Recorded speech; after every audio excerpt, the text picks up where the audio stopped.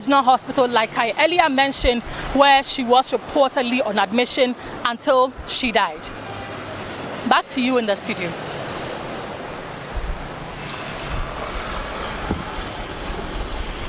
Very well, Gracie. Thank you so much for bringing us that from the residence of Nana Konadu Agyeman-Rawlings. If you just joined us, we're just hearing of breaking news this hour that the former First Lady, Nana Konadu Agyeman-Rawlings, has passed. And as you heard Gracie talk to us about some of the things that she's done, her death, as we hear now, is coming roughly about 5 years after the passing of her husband, Ghana's first president of the Fourth Republic, Jerry John Rawlings. Let's tell you a bit more about the former First Lady. We will say that she is a Ghanaian politician. You heard Grace talk about how much she loved the 31st December Women's Movement, which she founded back in 1982, not only to empower women, but also to rally support for the political period of the time. We very well know that she served as First Lady from 1971 and 1981. Then in 2000, where the NDC lost the election, ushering in a new party. We also know about the vast work she did with the women of the 31st December Women's Movement across all 10 regions of this country, nearly in every district of this country. Almost every market woman was part of the 31st December Women's Movement. And I'll tell you a bit more as our coverage of her passing progresses. But Agyeman-Rawlings is also known for running for president in 2016, making her the first woman to do so in this country. She was born on November 17th, 1948. In Cape Coast, Ghana. She received her secondary education at the Chimoto School, where she met her future husband, Jerry John Rawlings. She studied art and textiles at the Kwame Nkrumah University of Science and Technology, and then earned a diploma in interior design from the London College of Arts, among other qualifications in management and philanthropy. We also know that she did an 18-month internship in Switzerland. Now, she served as First Lady during her husband's tenures as head of state and president, and that's why we talk about 1979 to 1982, thereabout. And then it also continues formally when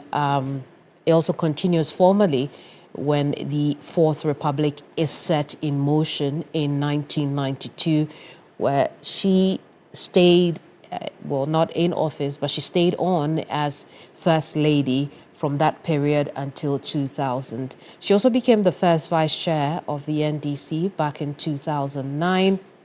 She challenged President John Evans Atta Mills for the party's flag bearership in 2011. Of course, we know the history that came along with that. She couldn't make that cut. She later left the party to form her own with a very similar name to the party her husband helped found, which is the National Democratic Party, NDP. She was the first female to run for president on the ticket of the NDP in that 2016 general election. She's done so much for women from across the country. There was no election in this country up until the 2000s that a 31st December Women's Movement didn't play a crucial role. I want to take you back in time a few years ago when she sat down with our Johnny Hughes. Let's hear her in her own words. But it has a lot of information. You should go out there and grab your copy. It Takes a Woman. So the title of the book, It Takes a Woman, talks about your connection to the Asante leadership, the Queen Mother, and all of that, how they have shaped their sons to govern and rule and all of that. How is that? Maybe you'd want to throw a bit of more light on that for us. Yeah. The title itself is a bit, you look at it and I'm at the back there, and you think I'm just going to talk about myself. Right. But the title is really to show that it really does take a woman to get things going, whether it's in the home, whether it's in the school. If you have more women in your factory, trust me, your factory will do better. If you give women the strength, they will work better. But to throw it back to what you said, in the Ashanti system, the woman is key. Okay. Yeah. So if you go to the that's why it's matrilineal, actually. So if you go to the kingdom or the chieftaincy institution, you will find that the strength of the woman sort of directs everything. So the queen mother is has all the strength, not just strength, but the capacity and capability to be the custodian of tradition. She knows who should do what should happen when. So she kind of directs, but she always takes a kind of a step back. She doesn't throw it in their faces. So even though the king himself is so powerful, it takes a woman to nurture him and put him there. So I'm kind of playing around with this, but at the same time, in every home, it takes a woman for the home to be a disciplined home. Was that the case in your situation? It was the case. It was the case. So President Rawlings, for example, if he had a major decision to take, that would impact on the life of the people, forever. I mean, most of his projects are out there. You had to guide him. I thought you meant home as home. Home, yes. Home as home. Because when he appears, like Mr. Bembrako said, you went out to dance and all of that. I'm sure you would have influenced, pushed him a bit and said, no, if he asks my opinion on something, I will freely give it. If he doesn't ask my opinion on it, and maybe I hear it and I have an opinion on it, that I think may help in some way, I'll give it. It's up to him to take it or not. But I thought you were talking about the home itself. The home itself. The home itself, raising your children, what to put where, how to manage what. That was your turf. That was your corner. That was my corner. But if he asks my opinion on issues, I'll give it. Because I think that it is right so to do. Yesterday was Ghana's 62nd birthday. You were missing for good reason. But a lot of people, young people hear about 1957 and they're thinking, what really happened during that time? You lived through the period. I did. What do you remember? I think it was a very joyous time. I didn't understand it too much. All I knew was that the Governor General would be leaving. And President Nkrumah, he was then Prime Minister, was going to take over, and that sorry about that. I'm sorry about my things are going to get better for us as a nation, and we're not going to be exploited anymore. It was a happy time on that day, maybe a day before and into that day, and maybe a day or two after. It was as if the whole country was on holiday. Merrymaking, fireworks, 3 nights of fireworks. I mean, which was happening around the Turf Club at the time. And we lived just behind the Turf Club, so it was easy to see all the fireworks. And the bust of Nkrumah was made, and it was, with the Queen's bust in fireworks. And it was amazing. So, yes, it was an interesting time, and you live it and hope that indeed all that we were being told would be the, for the future. What was growing up around that time when colonialism was in disequilibrium and the struggle for independence had taken center stage? It was forceful at the time. What was growing up as a child like? I didn't feel it. Even though one of my uncles was working directly with Dr. Nkrumah, I didn't feel it as one going out and one coming in. But sometimes, you have leaflets being thrown from a plane, and people within the household will say, "Oh, these are leaflets from Dr. Nkrumah." It didn't make too much sense, but we believed it. And usually it was to say how, it was to talk about cleanliness, or to talk about not wasting water and stuff like that. But all in leaflets, it sort of was just there like that. Interesting. So I wasn't in the midst of the activity towards independence. Right. It was just the days of 2 days before, maybe 2 days after, and the radio stations, the radio itself was just the box radio, by the way. The radios but they were very crisp, extremely, very clear. And the news readers, the excitement in their voices and all that, these are things you can pick up. Right. Yeah. I'm looking at page 80 of 280 of the book, of the chapter titled Hope Rising. And it says, our mothers, like many Ghanaians, saw the filth and hated it, lived in the crumbling economy and were shaken by it, yet only hoped that someone or something would someday change it for the better. I want to connect this to 1957. When independence was declared. Ghana was touted as the beacon of hope. It was. Then by 1966, we had seen rubbish lined up across the streets, flowing along with the water and getting into the sea and all of that. How did we drop or sink so low from the beacon of hope to being flat on our backs? I think that we can take it from 66 into, the heaps of garbage that we used to see, like mountains, up to 1982. It was just growing and getting worse. I can only say that it was a very sad moment for some of us. Because I lived in rage. I saw what it was like. I saw how, I'm not saying it's the right thing to do, but when somebody is given a responsibility, they do it and do it well. Where the person in charge of parks and gardens can come and measure your hedge and tell you that the hedge is too high. They used to do that? Yes, and you trim it, you actually shape it the way they want it. So everything was immaculate. Nobody was allowed to build walls. You needed to have a hedge. And of course it flowered and things were nicer then.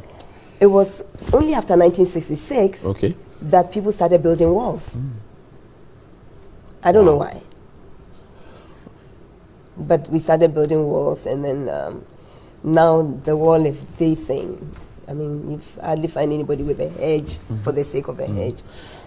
So in managing our waste, the President of the Republic had said that, look, in the next year, by which time his tenure would have expired, Accra should be the cleanest city in Africa. Is it a myth, a dream that can become a reality? What is it? It can only be a reality when there is some... we don't just say it, but we act it. There's a minister for sanitation. Absolutely. We see her in the news all the time, and I think she's doing what she can. But she also has a program, a plan. I do not think that it is a myth, because it can be done. But it's got to be done with all the force, with a lot of force. All the forcefulness that we can all master. And education. While we are educating and there's force from the ministry and the rest of us, we should let the populace know that you can't just throw paper wherever you want. You can't throw your bottles wherever you want. You know where my office is? There's I think a little clinic very close to the office. And they bring their rubbish and dump it across the street.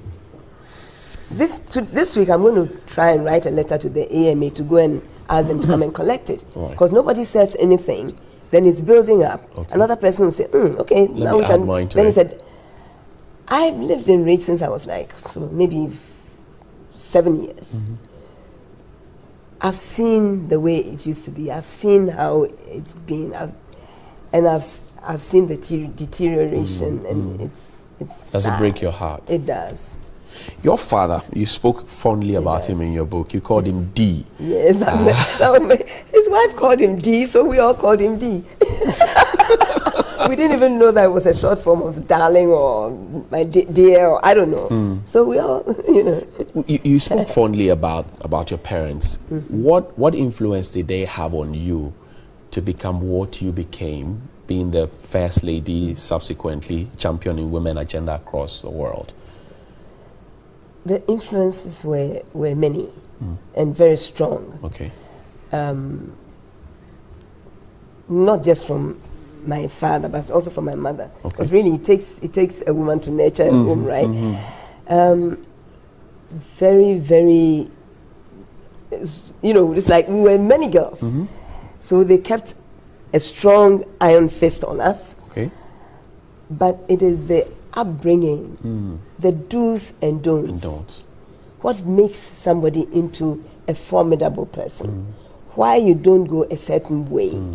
Why you don't say certain things? Why you respect your adults? Okay. What you do, how you dress up, everything.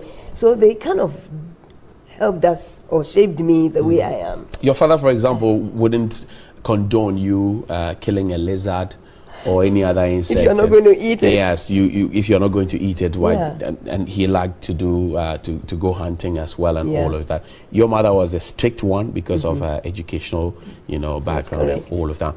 But how your father had a lot of political class friends. How did he manage to walk a very fine line to maintain both sides and yet kept a very fine line? It was a very interesting phenomenon, I'll say. My dad had 52 brothers and sisters. 52? Yes. Wow. That's a country. Maybe a village. And so some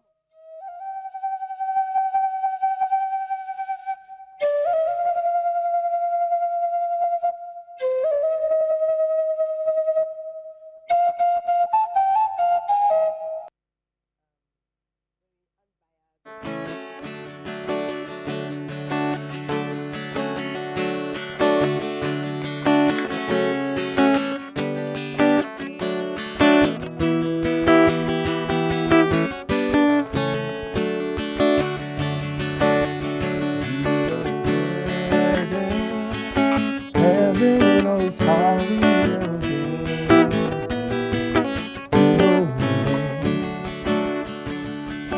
it won't be hard, we know, and the road will be mighty and long, but we'll get there. Heaven knows how we will get there. We know we will. We are going, heaven knows how we will get there. We know it will be hard, we know, and the road will be mighty and long, but we'll get there. Heaven knows how we will get there.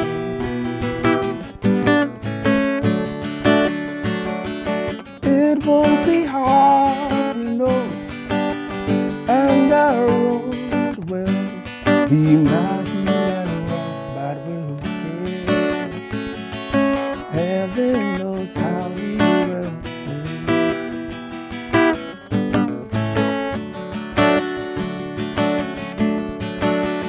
We will get there. Heaven knows how we will get.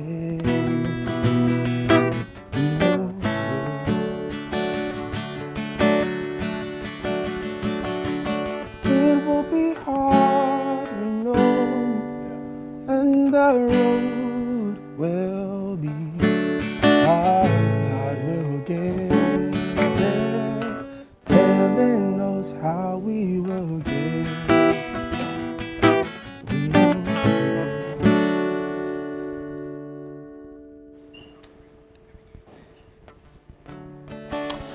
Well, now you still are continuing coverage of the passing of Ghana's former First Lady, Nana Konadu Agyeman-Rawlings, whose death, we are told, occurred in the last hour or so of today. We're still on the ground, really, doing as much as possible to bring you all the information. But over here in the studio, Godwin and Anita are on the other side. And ladies and gentlemen, very sad afternoon for us, isn't it? It certainly is, Kamini. Not the kind of afternoon, like I said, we're expecting. We came on the show hoping to have a good time, and hearing this is rather sad. And it's interesting that Anita and I were talking about her the day... I think a few weeks ago, A few weeks ago, yeah, on the day of the burial of the Asante Hema, and how strong she still seems, you know, and still showing up at public events. And to hear this is rather sad. Fond memories, for me, I think that I got to know who the former First Lady was when I was probably in JSS, and she was like... for me, she led the movement for women empowerment, honestly. As a little boy back then, I didn't know what women empowerment was and why women needed to be empowered. But Nana Konadu Agyeman-Rawlings led that charge. You hear of the 31st December women movement. We hear of different things. A lot of market women. My mom, who used to go to the market, used to be a big fan of her. And so, yeah, Anita. Absolutely, and I think we grew up hearing some of these stories, and fast forward to in the last few years, she being one of the few women to be bold enough to say that I'm vying for the biggest office, to become the president of the country, which I think was such a bold move, and it inspired a lot of women like myself. And so to hear this news and to have to go through this, again, it's quite heartbreaking. Really, really heartbreaking. It is. But we're hoping that the family and children would definitely find solace in the Lord. And our condolences to the entire family as well, Godwin. Yes, indeed. Our condolences indeed. And, you know, while we mourn, we also celebrate the life that she's lived. Because, Godwin, you were talking about the 31st December women's movement and how she rallied a lot of women, not only for political causes, but more importantly, to advocate for their rights also. There's not a moment that she's not advocated for the rights of women by her own action, her involvement directly in politics. Anita talked about how she surfaced as a candidate in the 2016 election, how she was a vice chair of the party that, you know, her husband, the former president, Jerry John Rawlings, helped found as well. So by her own action, by her own life, she has advocated for women. She's also directly advocated for women with things like the 31st December Women's Movement. What many people do not remember, perhaps, is how the DWM had nursery schools, many of them around, because of the importance, the nexus between being a woman, being a mother, and then also raising children and having your own career at the same time. They had a whole lot of them. In my community where I grew up, there was a DWM nursery school there, and it was important for the women who had their children there to have that environment for their children at the time. So she was a very significant woman in Ghana's politics. In fact, there are those who say that if you want to know the iron women of this country, she would take the top position. Yes, in fact, there was a time that she was being compared with Margaret Thatcher of the UK. Yeah. Very, very significant woman, really. Herself, Theresa Amelitego and Hawa Kumsin, the Iron Ladies of Ghana's politics. We cannot miss that. We cannot underestimate. We cannot overestimate. However you look at it, it is good. And we see her in that video. Listen, that's also the lighter side of her. Yeah. As much as she is strict. She doesn't only come across as being very strict or a disciplinarian. She is that person. But she also has her moments where she's very happy, you know, and what we are seeing on the screen at the moment is one of those happy moments beside her husband and the gentle giant, the former president, when she gets her high life music, because in that performance was Daddy Lumba. So when she gets her high life music, she dances to the beat, and she dances quite well. It's quite interesting. I didn't see that soft side of her a lot. I think You I saw did that it? quite often. I hardly saw that soft side of her. I saw that quite often. Yes, I did. And it was one aspect of her that made us feel like, okay, out of all the strictness and then she being, quite a disciplinarian, there's that soft side as well. And her fashion sense is one that my mom and I always also talk about. Yeah. The fact that she never gets it wrong. Yeah, and the so signature, the signature headgear. Yeah, always. Right. She's had it for as long as I remember her. Yeah. From as young as when I was a child, because then I would see her in the newspaper every now and then. She's had the headgear. She's formed a personality around that. If you went to a nursery school where you acted a lot of plays, if you did that, everybody knew who you were trying to mimic. And so Nana Konadu's influence is very far-reaching. I haven't seen any other person in Ghana's politics, female so to speak, have such far-reaching influence on young people and women in this country. Yes, indeed. Yeah. And just going on that tangent, she really led by example. I was wondering how she could juggle being a mother of 4 beautiful, children, and also be a wife, and then be a leader or someone leading a political party. I mean, the woman is really an Iron Lady like you describe. Absolutely, and she made it look so effortless. The fact that you're juggling all of these activities and still make appearances, almost every single national event, you see her present. Yeah. Oh well. Kamini.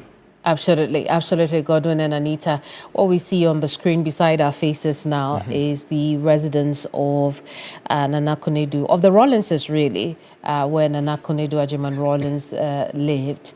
And as we heard from our reporter earlier, Godwin and Anita, cars are going in and out of the compound. Neighbors who may have heard of the news as it broke on TV3 are also starting to stand outside their compounds, their homes, to perhaps catch a glimpse of what could happen at the family home. Because, when someone passes it culturally, the home is where people gather first. And so it's what we are seeing there is beginning to look like people are getting the attention, or what has been, reported already, that people are starting to gather there. It's not just the media, but also the cars going in and out of the house, the neighbors who are, coming out of their homes to learn, why are the media people here? Or perhaps they have also heard on TV3 or on 392.7 FM that indeed the former First Lady, our beloved Nana Konadu Agyeman-Rawlings, has died. And so there you have it, some live pictures. If you could get some sound also from there, we hear what's going on as well.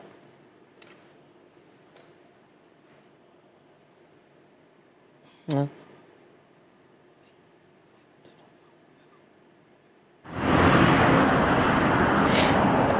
Amini, so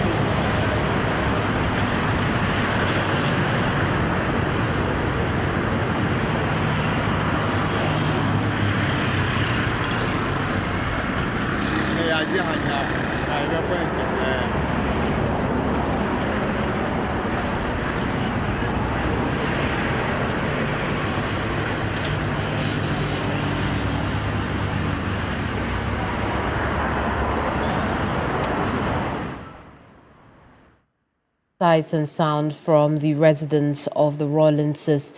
If you just joined us, this is our continuing coverage of the passing of Nana Konadu Agyeman-Rawlings, who we've started this coverage in the last hour or so, maybe two, when we hit the news of her passing.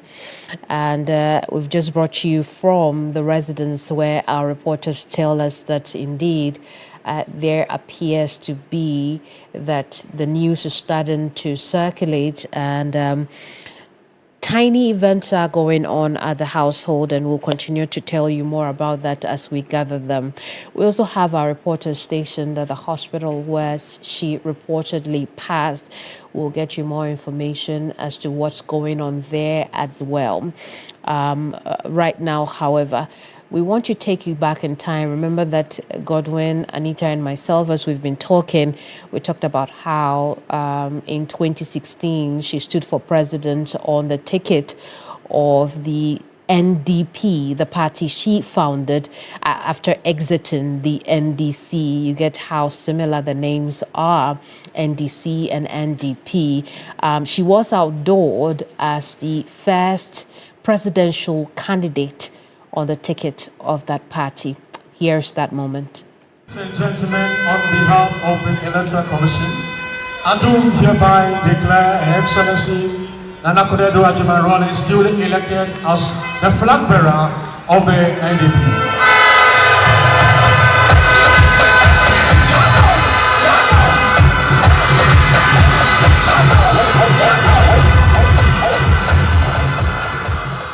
In 2012, I was talking about people over politics. And today, 2016, I will say it again, that I have never been one to do what is just popular over what is right. Because I am and will always be guided by a moral obligation to support the needs of the people over the interests of politics. Yes, people over politics. That is what our party stands for. That's the NDP, National Democratic Party, founded on the belief of placing people and the needs of the ordinary Ghanaian at the center of our nation's development. Placing people at the center of development means reclaiming the meaning of genuine citizens' democracy, where the best ideas are harnessed at the community level rather than the current top-down mode of governance that has deprived our communities of their freedom. We'll bring you more sound clips and video clips from Nana Konadu Agyeman-Rawlings, but I want to connect with an equally important woman who not only worked closely with Nana Konadu Agyeman-Rawlings, but they were also in the same school, Achimota School, back in the day. Madam Joyce Aye, she's founder of Salt and Light Ministry. Well, Reverend Doctor, I appreciate your time with us this afternoon, but on a rather sad note. Very sad news. Very sad news. I see. Very sad news. I see. How did the news come to you? The friend just told me that there was breaking news. And she actually showed it to me. I was shocked. So I even asked my son to find out from one of the daughters whether that was true. I'm really saddened.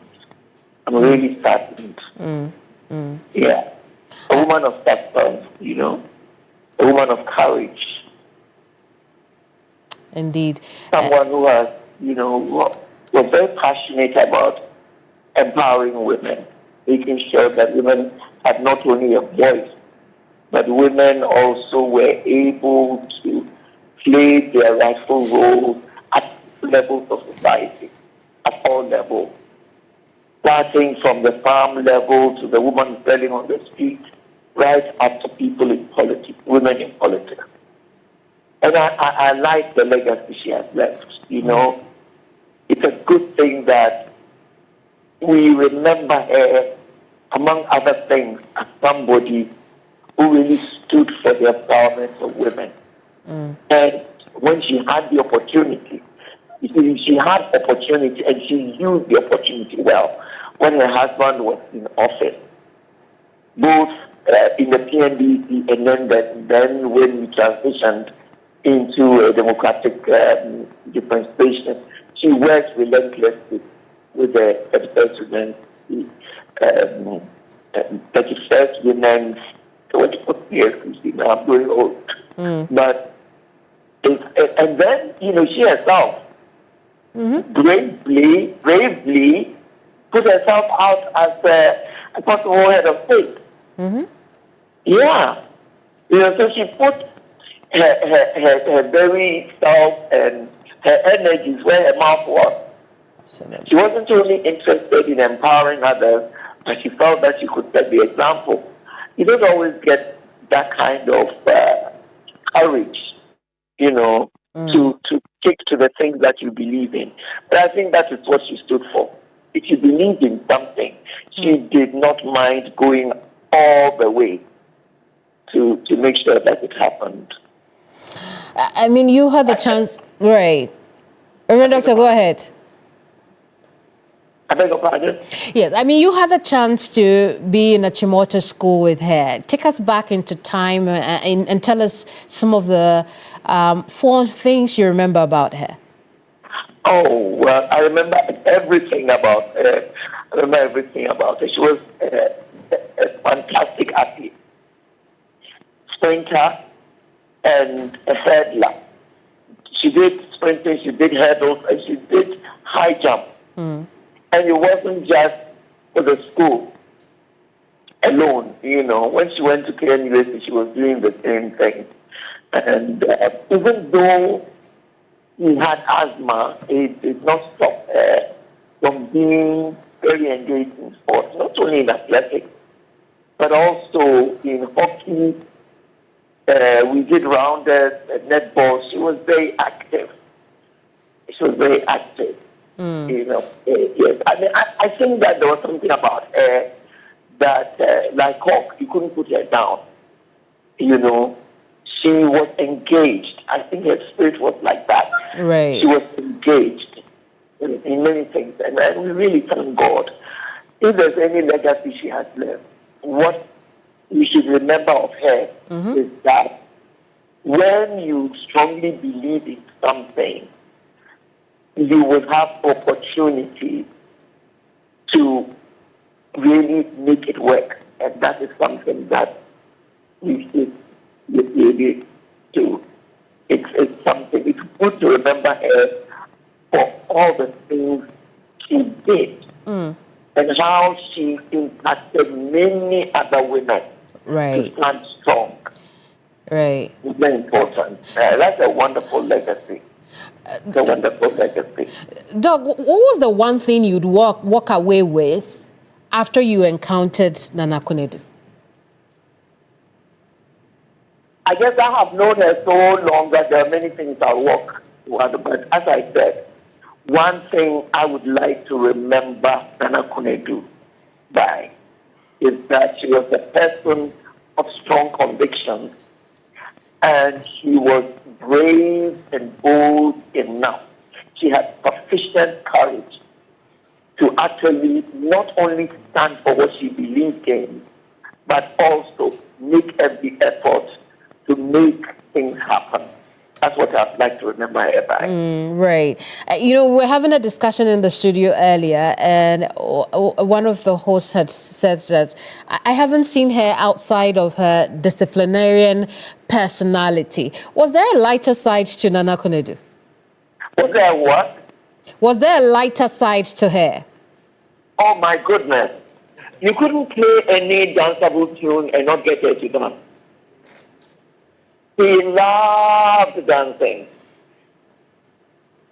It doesn't matter whether it's rock and roll, whether it's reggae, high life, you will get her to dance. That's the lighter side of her. And he loves to laugh also. He loves to laugh, She was friendly and engaging, And she would laugh at little things. I mean, she really had a life. I think that she was true to herself and to others. If she didn't like something, you can be sure that she would give you a frown and she wouldn't pretend. Pretend was not in her vocabulary. And sometimes I would think, yes, oh, you don't do that. I don't do that. So, that kind of thing. She stood for what she believed in. If she didn't like you, she wouldn't pretend she liked you. Which was funny, thinking that she was in politics. If you are in politics, you have to like so many people. But she didn't mind, especially if she felt that you were dishonest, if she felt that you lacked integrity, if she felt that you were a slanderer, somebody who slandered others. Her spirit could not stand such things. And she would even tell it to your face that you went somewhere and you insulted me and now you see me, you want to talk to me. She would even tell you that. Easily, without batting an eyelid. It's a sad moment, and but there are not many people like that. Right. Sometimes you think that such a person is abrasive. And I think she felt so strongly about things like being truthful, being honest, and really relating well, that it didn't matter to her. Yeah. It's a sad day, but your preachers say, "Oh, yeah, did you have to do that?" Right. Oh, darling, she would easily say that and then laugh about it. It's a sad day, but we also celebrate the life and the impact she's had. And then we have to remember her for the many good things that she did when she had the opportunity to do so. Indeed. I think that really we should celebrate her as somebody who so strongly believed in giving opportunity for people to advance in life, especially women. And as I said, when she had the opportunity, she was a great mobilizer. And she changed the lives of many people. Many people. A lot of people became assertive. A lot of people became entrepreneurs. A lot of people readily stood for what they believed in politics, all because of the example she gave. And I think celebrating such a life is important. I know Ghanaians like to cry a lot, but I think we should really celebrate her as somebody who during her lifetime made a significant impact on many lives, male, female, children, grown-up, and very so well. on. Speaking of children, Reverend, hold the line for me because we are seeing the first sighting of Nana Konadu Agyeman-Rawlings' children at the Jubilee House. We want to show our viewers that picture from the Jubilee House. Let's take a look at that now.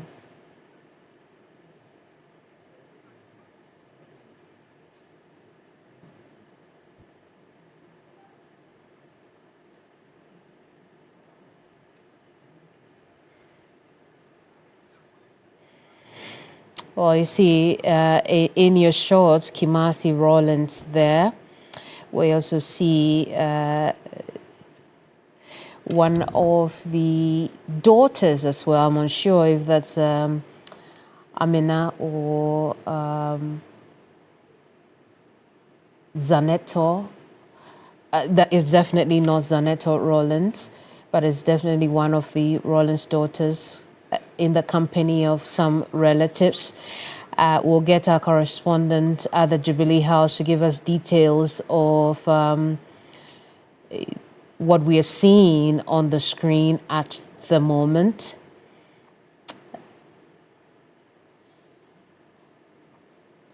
Kamala, talk to us. This afternoon, we're seeing the first sightings of the Rawlings kids at the Jubilee House. we imagine is in connection with the passing of our beloved First Lady, former First Lady, Nana Konadu Agyeman-Rawlings. What more can you tell us? Well, the family has given notification to His Excellency the President, to the Chief of Staff on the incident that happened in the early hours of this morning. Just a short while ago, Dr. Konadu Agyeman-Rawlings, who is the first child of former First Lady and the late Head of State Jerry John Rawlings, together with the brother and the former National Security Coordinator Larry Deblolati, and one of the elders of the family, accompanied her to the seat of government just a short while ago. Of course, they needed to give a very, very quick intervention in terms of information to the government, because news already had started circulating on social media. And so they were there, they did not make any comments on it, except to, with the pictures that we are seeing on screen now, going to give some information or notification to the president on it. Later, we are told that the president himself likely would be making a comments on this. We know the relationship between the former First family and the current head of state, and also because she, together with the late husband, statesman or statesman and a stateswoman, and so the handling of this the handling of this would have to be in a much more coordinated and also official manner. But confirmation is that yes, indeed, they came to the presidency and reported to them on the happenings that occurred in the early hours of this morning. Kamla, how's the presidency responding to this news? Well, it's a mixed reaction. Many of them did not expect this. They never saw this coming. But yes, of course, it has happened.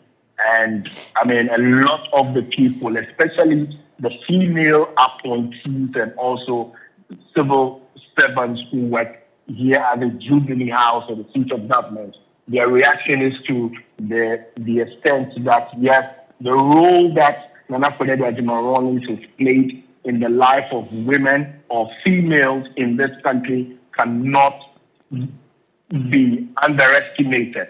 Just last week, the president was in Beijing, marking the 30 years of that Beijing conference, and also represented the country of the African Union on as the chairperson of the Gender Committee of the African Union, forcefully making that case of where women should be placed when it comes to world politics, when it comes to governmental affairs, when it comes to also the role they have to play in society. There's a need for a real look at how they have come through, and also what sort of help or motivation the world will be giving them. Mind you, this was under the auspices of the Chinese head of state Xi Jinping and his wife, First Lady Lordina Mahama, took part in that, heavily supported by the husband, John Dramani Mahama. And so all of these are discussions that people have been holding around the Jubilee House regarding the role that she has played in the life of women in this country. The 31st December Women's Movement, many have said that without her, women will not have a voice. Mm-hmm. Hitherto, it used to be the case where the place of the woman was just the kitchen, but because she stood firm, the women now have a voice to the extent that they can even rub shoulders with men when it comes to exerting the authority and mandate when it comes to the governance of this country. And so her role as a former First Lady and also an activist, a gender activist, cannot be underestimated. These are the discussions. Once again, the country has lost a very, very important personality, not just any individual, but a former First Lady who was a gender activist and stood up when it mattered most. for the voice of females or women to be heard in this country. I see, Komla, should we expect any official communication anytime soon? Well, we're going to have to wait a little bit because, the news was just broken to the seat of government or to the presidency, even though news of it was live since morning, especially with the postings on social media. We're going to have to just wait a little bit to find out the next line of action. But officially, the head of state will inform the country on it, just as the family has given a briefing to him. The expectation is that the president will communicate to the country regarding the sad incident. Very well, Komla. We'll leave it here for now. Keep an eye on developments as they emerge around the passing of Ghana's former First Lady. Thank you so much, Komla. Komla Kluche is our Jubilee House correspondent.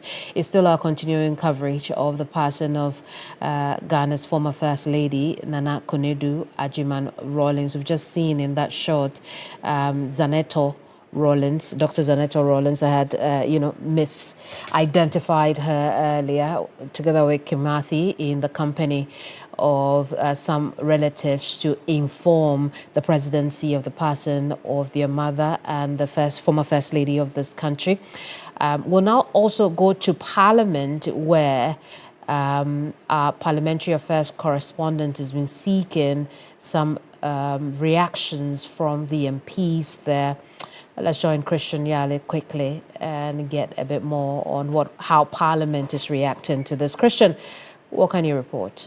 When you get here, because just yesterday we saw the Member of Parliament for Kwale Klote in the chamber, and even the day when the House reconvened from recess, she was around. And so for this news to have come to members of Parliament on both sides, it is actually one sad one for them indeed, because I think just around when the President delivered the State of the Nation address recently or earlier this year, she was around, and she's been at a number of public functions as well, where we've seen Nana Konadu Agyeman-Rawlings. Recently, during that funeral of the late Asante Hima as well, she was spotted around. And so this is actually a surprise news, not so tasteful, because then it's in a way would alter how things flow here in Parliament. Actually, the news has reached members of Parliament who are around. Very shortly, the House would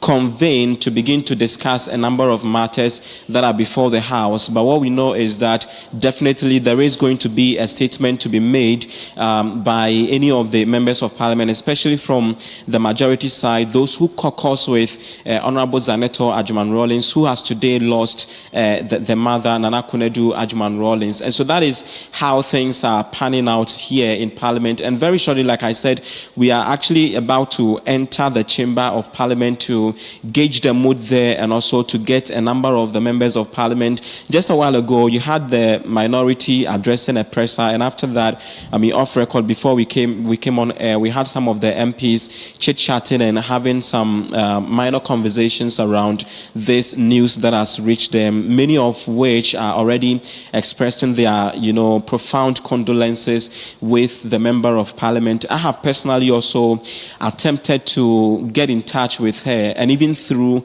her personal assistant, but none of that has proven successful as of yet. And so we'll still try to see and understand and get some reactions from members of Parliament, especially from both sides of the House, and how things have been. And you know that heretofore, most of the time, Honorable Zanetto Agyeman-Rawlings has become a subject of, conversation, especially around issues of ministerial appointment and the rest, and some statements that are made, especially from the minority side, which some even have deemed them to be unfortunate and what have you. But really, this news about the loss of her mother is one that really wouldn't come with all of those issues, but would be one that would attract and call for condolence messages from across the divide, irrespective of one's one's political affiliation. So indeed, I can confirm to you that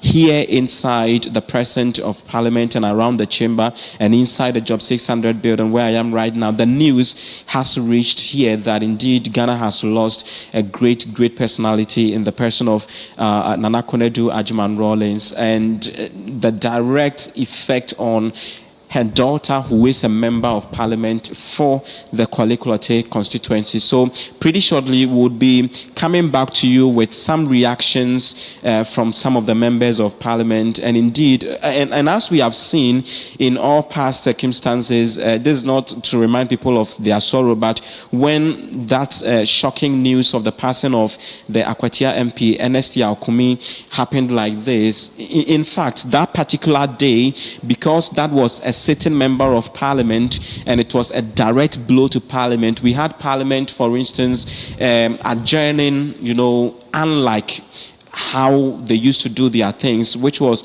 more or less like just a brief sitting.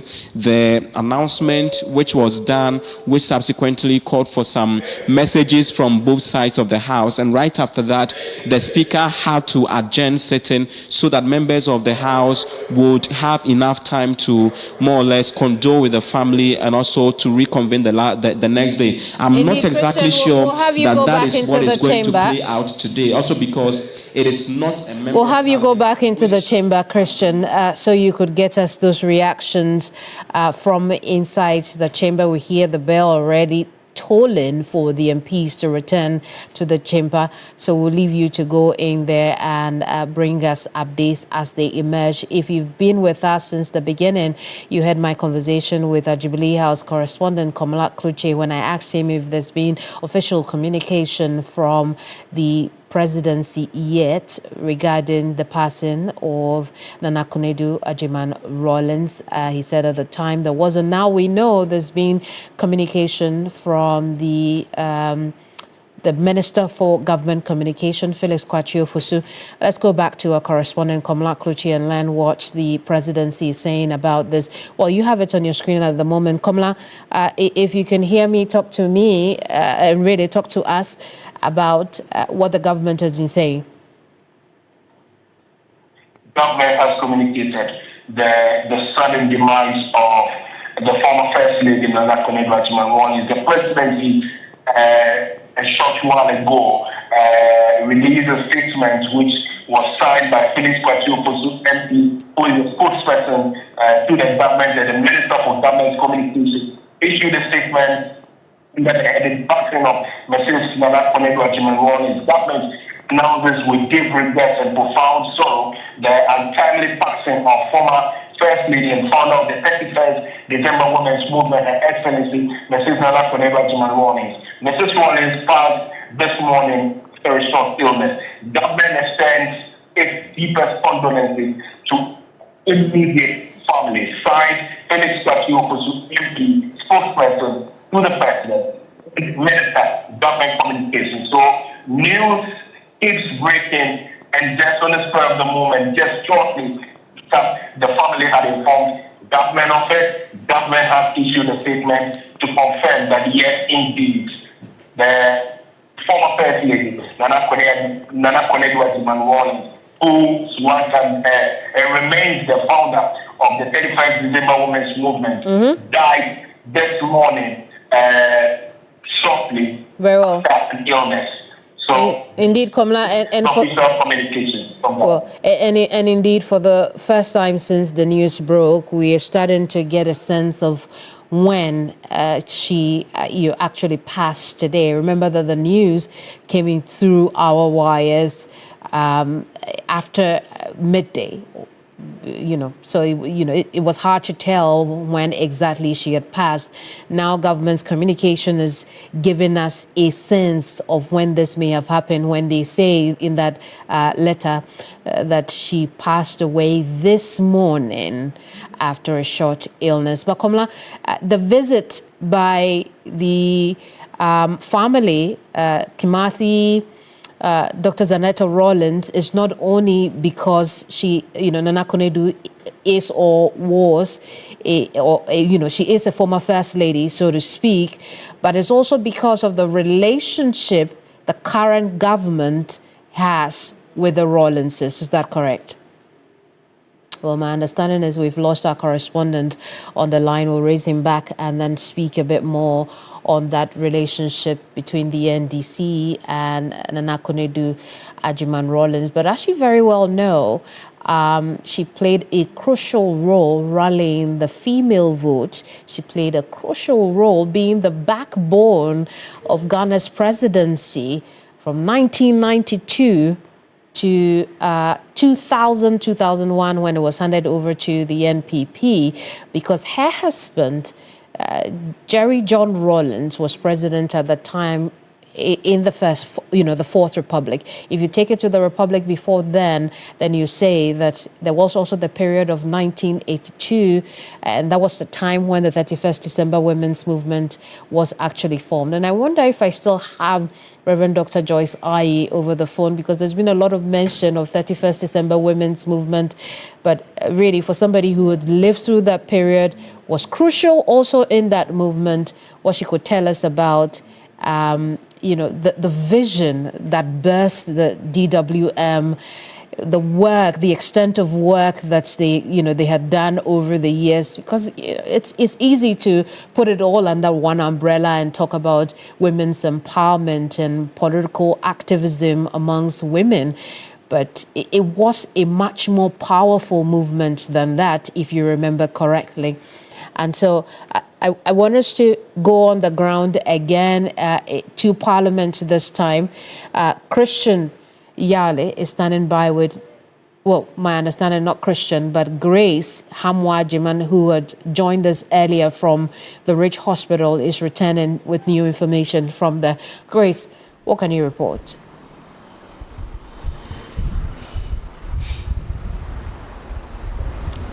Grace, can you hear me?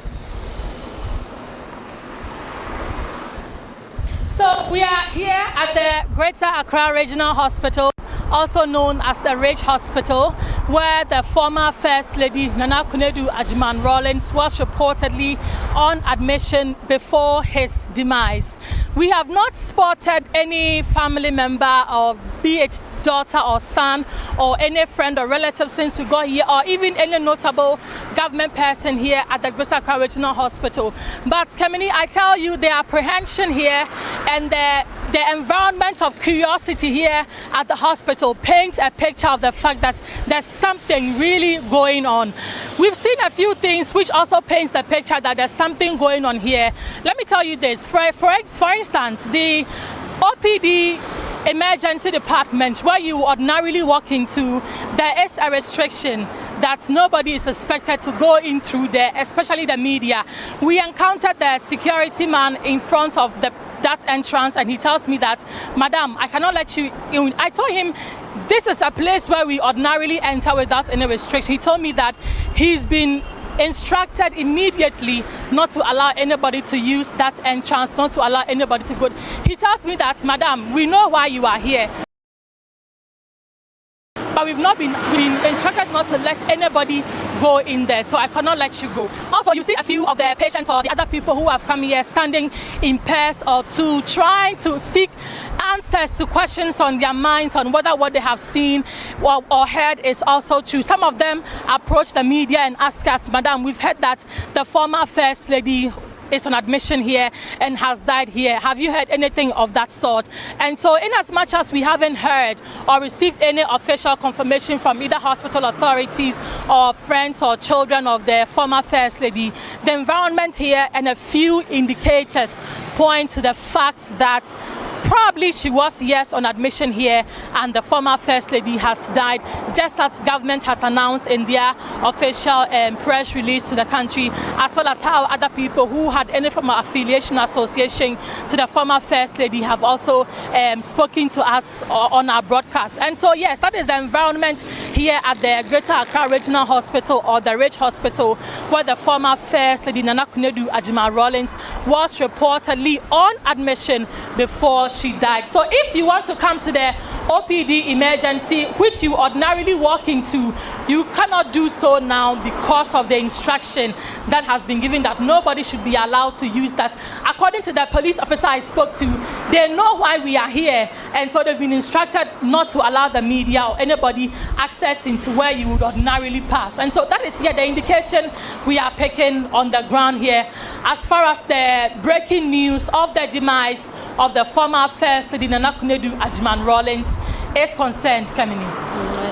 And indeed, Grace, we are at the Ridge Hospital because when the news came through our wires, we had been informed that one, she went in on admission at the Ridge Hospital, and subsequently we also heard that that is where she died, which is why we are stationed at the Ridge Hospital. Now, Grace, from all that you have seen, you report that you get the sense that indeed that is where she took her last breath.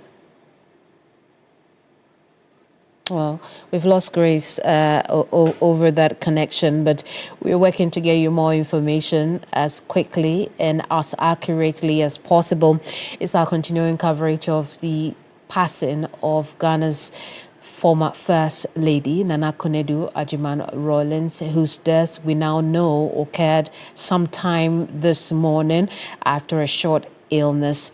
And we'll now connect again with Christian Yali from Parliament. In our last interaction with Christian, the bells were tolling, signaling the MPs back into the chamber.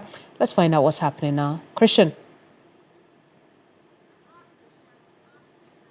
Now, very well, we lost Christian as well, but we can go back into time and listen to the Iron Lady, Ghana's Margaret Thatcher, Nana Konadu Agyeman-Rawlings, who's died at the age of 76. A very impactful politician who lived an exemplary life, one that not only empowered the young women who came after her, but also empowered the women within her circle at the time. We'll tell you more about her life, particularly in her last book, It Takes a Woman. But right now, let's go back to the residence where Mourns is. Mourns.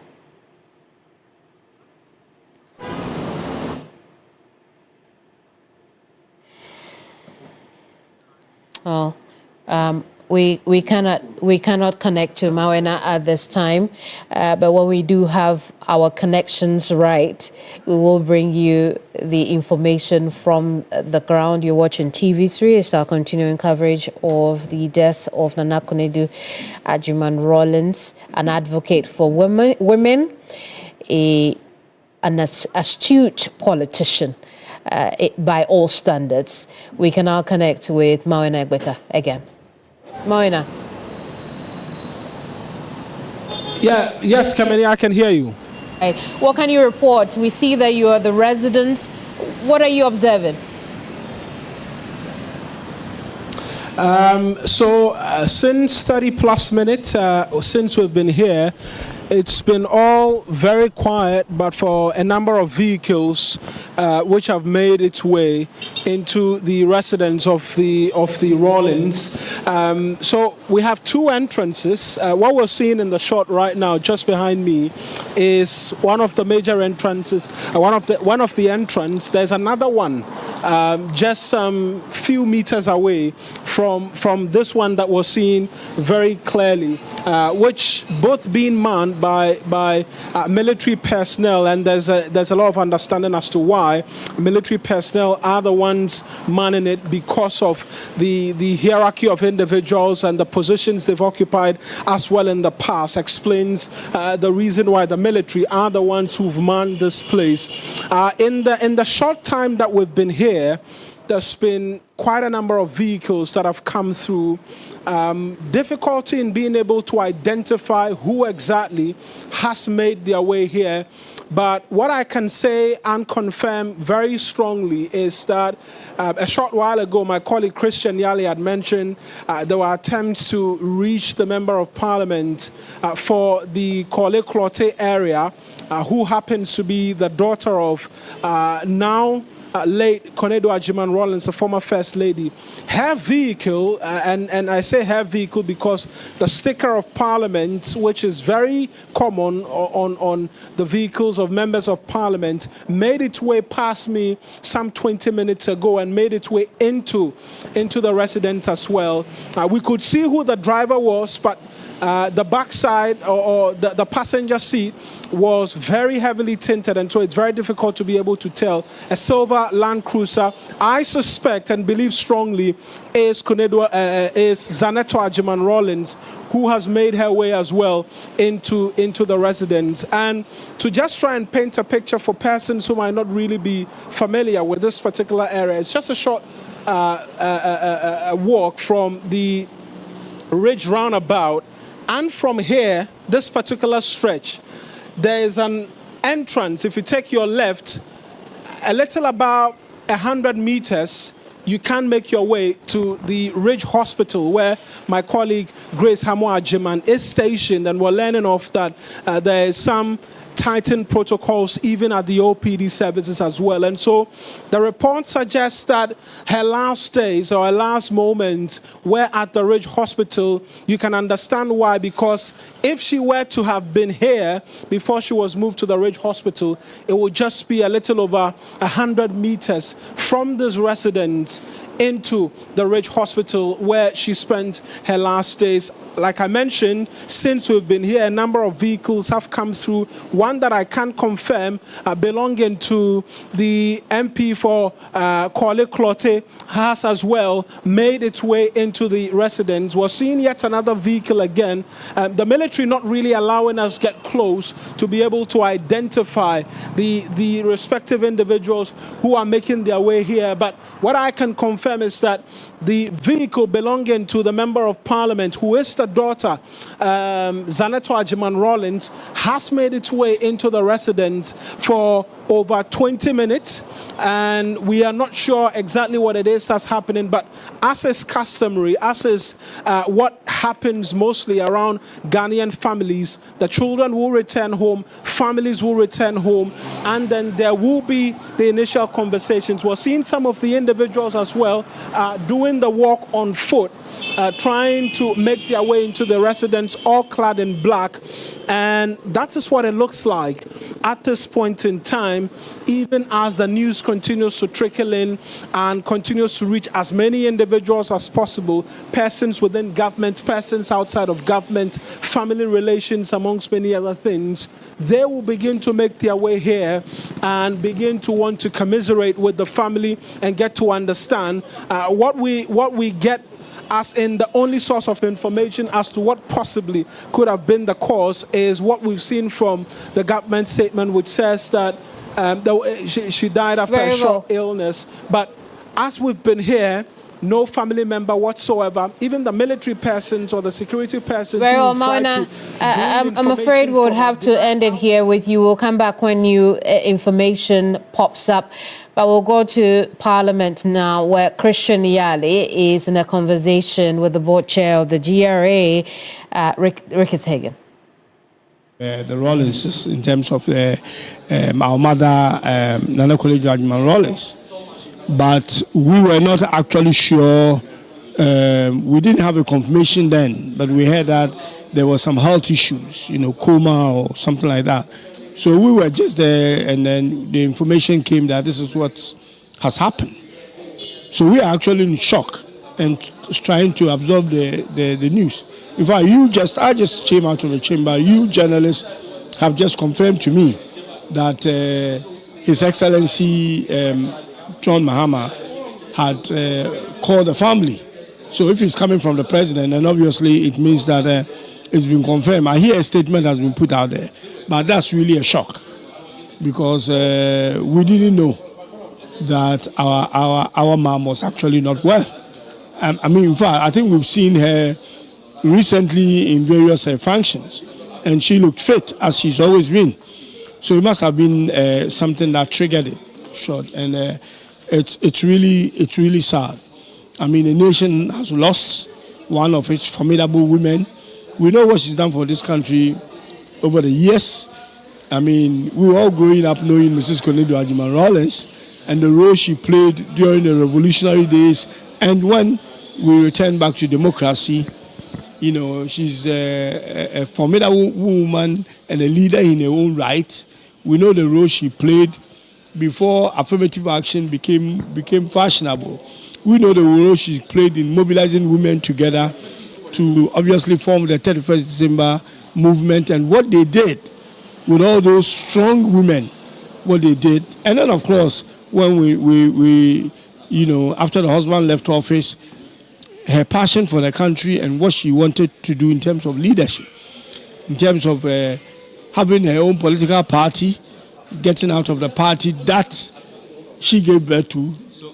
If we can put it that. So, leader, what do we expect Parliament to do from here? Any official visit to the family house and the rest? Absolutely. We will be paying an official visit. In fact, we were just thinking about that. Just as you said, what informed us closing from the chamber is to be able to have the opportunity to absorb the story in full and know what we have to do and do some mobilization and see what will be the appropriate time for us to pay a visit.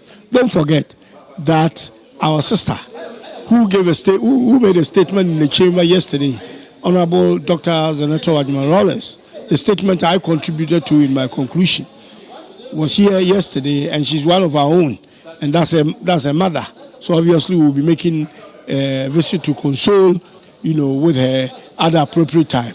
The news is fresh, it's being absorbed, mobilization is going on, and sooner than later, I think we will get to with the family. Thank you very much. So that has been the Deputy Majority Leader, Kweku Rekete-Hagan. There are still a number of members of Parliament who are here. The first Deputy Speaker, let me try to engage you briefly. Leader, Honourable, so this is an unfortunate news. Being the second Deputy Speaker indeed, what are your immediate thoughts? Very shocking, very tragic, but it's part of life. Nobody expected. I mean, I don't think you were expecting this news. Nobody expected, but it has happened. So we can only pray that the soul will get a restful place in the bosom of the Lord. And we also pray for strength for the children, Zanato and the siblings. I mean, God should strengthen them to stand this shocking news. It's very, very shocking. But like I said, it's something that should always tell us that this world, we are all passing. We are all passing. When you are not expecting, that's the time you'll be called by your maker. So we all have to prepare. Because other than that, there's nothing that one can say. And I know that probably you might have had a relationship with the former First Lady, the late now Nana Konadu Agyeman-Rawlings, and even the daughter who is in Parliament. How close is it? I'm very, very, very close with Zanato. I mean, we used to be members of African Parliamentary Union together. We travel together in most of the African countries, and we do so many things together. Even yesterday I was with her. And nobody expected that this news would hit her. But like I said, it's part of life. It's something that nobody prepares for it. It will come. So we should be guided in whatever steps we take on this earth. We pray for her so. What are some of, probably, maybe finally and briefly, the fondest memory you have to share with Nana Konadu Agyeman-Rawlings? Oh, I think the last meeting I had with her was when was the last event that brought her here? That should be probably the State of the Nation address. State of the Nation address. So after the statement, we met at the reception, and he was just tapping my shoulder that keep it up. So I think we can only pray for her. So yes. It's part of life. It's part of life, and it is one that you do not expect happening. That has been the words of the second Deputy Speaker, Andrew Asiama Amoako, indeed, there are still a number of members of parliament who are around. We just still want to get the views of more of them to more or less gauge their mood and get their thoughts really and their immediate reaction to what has happened. I see Fred Agbenyo in my shot right now, trying to see if I can get him to also say a few words, and probably also coming from the same. Well, our Christian Yale there in a conversation with a couple of MPs, including Cape Coast South MP, who makes a very significant point about women's empowerment, she being at the forefront of that before it became fashionable to embark on feminism in Ghana. And that's really instructive and important to note, because Nana Konadu was very instrumental in that 1995 Beijing Declaration. If you recall, she was part of that African Women's Caucus that stated the continent's position on that declaration, and a very significant move then as First Lady, and her ability to be able to get this country there in that spotlight. I'll tell you a bit more about her engagement with women on education, on economic freedom or liberation and empowerment. But right now, let me connect with founding member of the NPP, Dr. Nyaho Tamaklo. Doc, we speak again, but on a rather sad note, on the passing of Nana Konadu Agyeman-Rawlings. How did this news come to you? I think it's very important for her to leave the scene at this stage. I have known Nana Konadu since 1974. I remember myself and my former wife were both mates at Ashmoton School and at the University as well. We had chat, we discussed issues until I went to detention in 1977. And I was in detention until Akufo removed Champon. And I then ended up with June 4th. And after June 4th, I've been meeting her occasionally.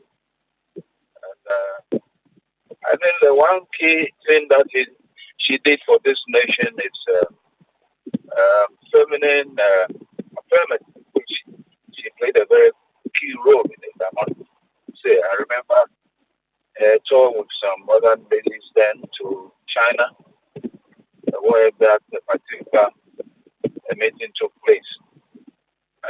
She has been a very influential person when her husband was in power, especially in the 80s for quite a long period. At the moment, I think all I can say is I wish her a very peaceful rest in the arms of the Lord.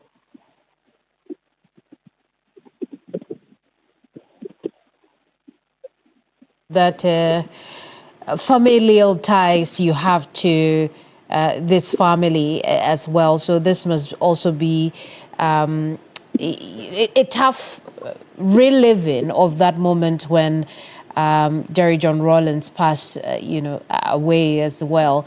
But I want to talk about Nana Konadu and what she was like in those personal moments as a woman, not as a first lady.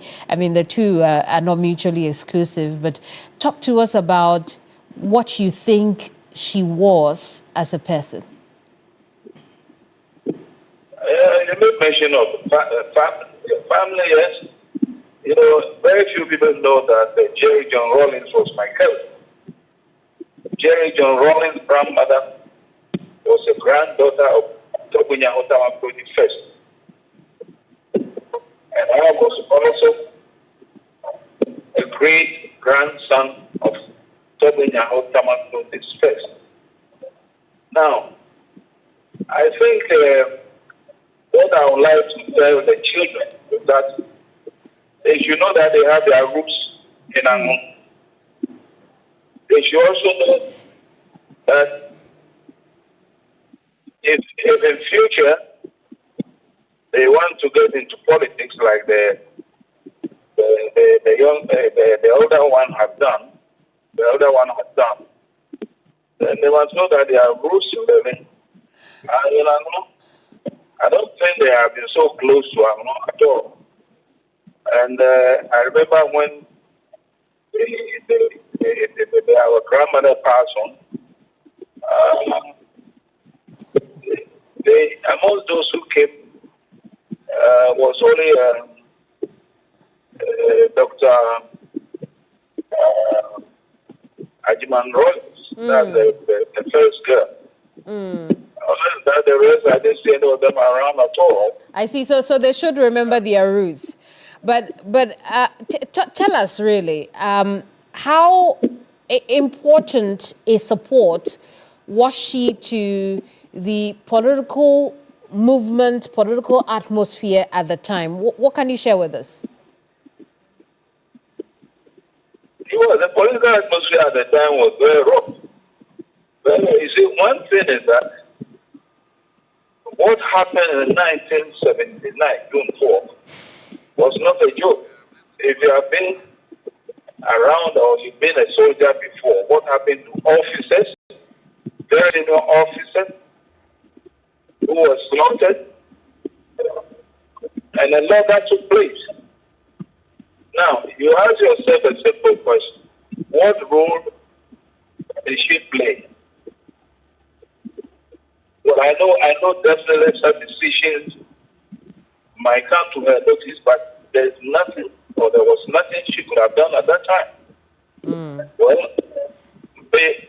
after a while, the husband himself realized that when things are going really dangerous, so he has to put a stop to the killings. But one thing I will say, and say it again, the political class of this country should be very, very careful. I've been saying it all the time. Because it appears as if the rank and file in the country are getting fed up with the political class. So Nana Konadu said she will warn the political class that they should stop destroying this nation. They should stop stealing. People are stealing. Naked stealing. Now, the government now in power must make sure that all those who have been caught stealing the country's money, their properties are confiscated, and that is an easy thing to do. It can be traced very easily. I see. So and then secondly, all that they have taken must be retrieved. Those of them who have left the country, it is their responsibility to make sure that they are brought to justice in this country. Without justice, there will be no peace in Ghana. Thank you. Very well. Thank you so much for talking to us. Dr. Nyaho Tamaklo is the statesman and founding member of the NPP, who's just been sharing his thoughts on the passing of Nana Konadu Agyeman-Rawlings, Ghana's first former First Lady, if you understand what I mean. She was the very first one in the Fourth Republic between the period 1992 to 2000. I was telling you how much she believed in economic liberation, and we'll do a bit more on that. But let's head back to Parliament, where Christian Yale is on standby with some more reactions from the House. What will you see now, however, visuals when Dr. Zanetta Rawlings, the Member of Parliament for Klotekole, and Kimathi Rawlings, her brother, Nana Konadu's son, so to speak, in the company of some family members, visited the Jubilee House to officially inform government about the passing of their mother, our beloved First Lady, Nana Konadu Agyeman-Rawlings. Shortly after this meeting, we know that the government released its first communication on this, where they condoled with the family. They also made clear for the first time that her demise had happened earlier this morning. What you see now are live visuals from the residence of the Rawlingses. Spio Gabra, who worked with the Rawlingses closely. He served in the government of Jerry John Rawlings. He's there, obviously, to condole with the family upon hearing the news. He is a member of the NDC. It's one of the first visits we are getting on camera. Remember that our correspondent on the ground, Konadu Agyeman-Rawlings, had told us that security had cordoned off the area close to the family home. And so we couldn't bring you any visits. This is the first one we are getting on camera, and is of Spio Gabra, who's visiting the family. So there you have it. You're seeing now again that interaction between the Lands and Natural Resources Minister, Emmanuel Kofi Amabua, and Dr. Zaneto Rawlings, obviously condoling and consoling her as they visited the President, John Dramani Mahama, to inform him of the passing of Nana Konadu Agyeman-Rawlings. I've been joined in the studio now by my colleague, Alfred Okanse. If you just joined us, it's our continuing coverage of the passing of Nana Konadu Agyeman-Rawlings. Now, because we've just seen live pictures from the residence of the Rawlingses, we'll go there again and speak to Konadu Agyeman, find out what exactly we have missed since Spio Gabra entered the compound. Konadu, what can you report from there? We saw earlier that Spio Gabra had just made his way to the Rawlings residence. What more can you tell us? A few words from you. How did you hear the news, and you've come to the family residence as well? This morning I woke up, I came to Parliament as usual. On the floor of Parliament, and I saw people gathering, and it's like it was a graveyard vine. And somebody called me and said, this is what has happened. It was a very bad news.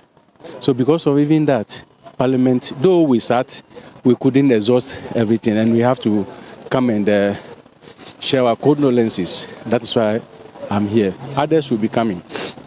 So we're expecting a lot more in terms of your colleagues from Parliament coming here. I thought they are even here because we were all asked, we agree coming here. So I thought they've even gotten here. That's the majority caucus? The majority caucus. The majority caucus. All right, sure, thank you. So that we never expected, but who are we to judge? It has happened.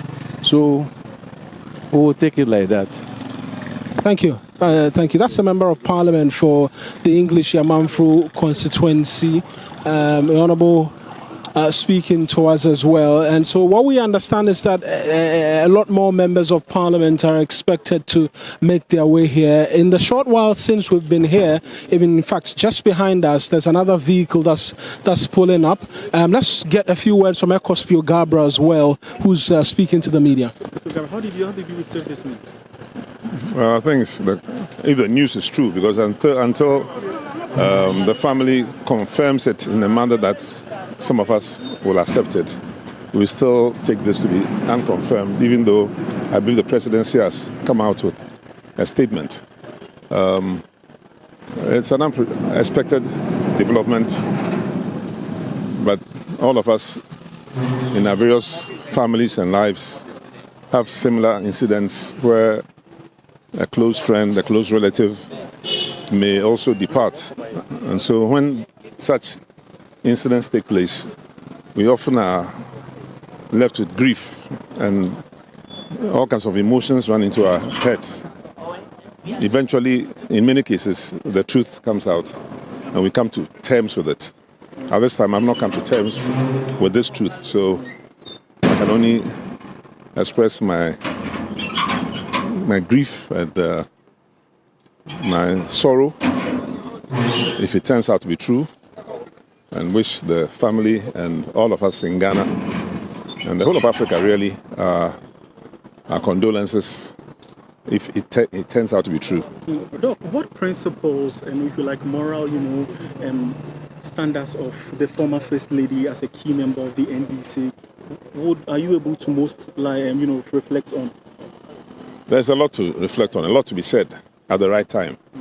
But her greatness has not been fully appreciated, partly because of the circumstances in which NDC lost power and the unfortunate developments that took place after we lost power with her 31st December Women's Movement being investigated in a very unfriendly manner by the Kufuor government at the time. The fact that she had to go to court for many years, and even her late former husband, President Rawlings, also had to be in court, sometimes standing for many hours.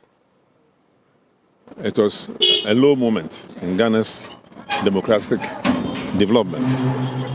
But NDC has won power and lost power, and we've seen at different times when the former President Rawlings was also alive, he tried to restrain himself with many of the negative things that are going on in our country and which were going on at the time he was alive. And I believe the former First Lady also was very mindful of those things. But as I said, the time will come for us to speak at length. So at this time, I'll just plead with you to allow us and the rest of the country to verify actually what has happened. And as I've said, if it is true, then obviously we will have to mourn her in a very special way. So thank you very much. Thank you. That's Dr. Akospi Gabra speaking to us. We've just seen as well other members of parliament as well come through. Honourable, if you could as well just share a few thoughts with us how the news got to you. You were in the Chamber of Parliament when the news came? Well, I was in my office getting ready for the chamber when my RA prompted me, and it hit me because only yesterday I was speaking about her with Honourable Zenato. I'll usually ask her, how's mommy doing? And she'll say, oh, mommy is doing good. So yesterday when we left the chamber, we walked out together. And I was inquiring about her. And Honorable said she was good.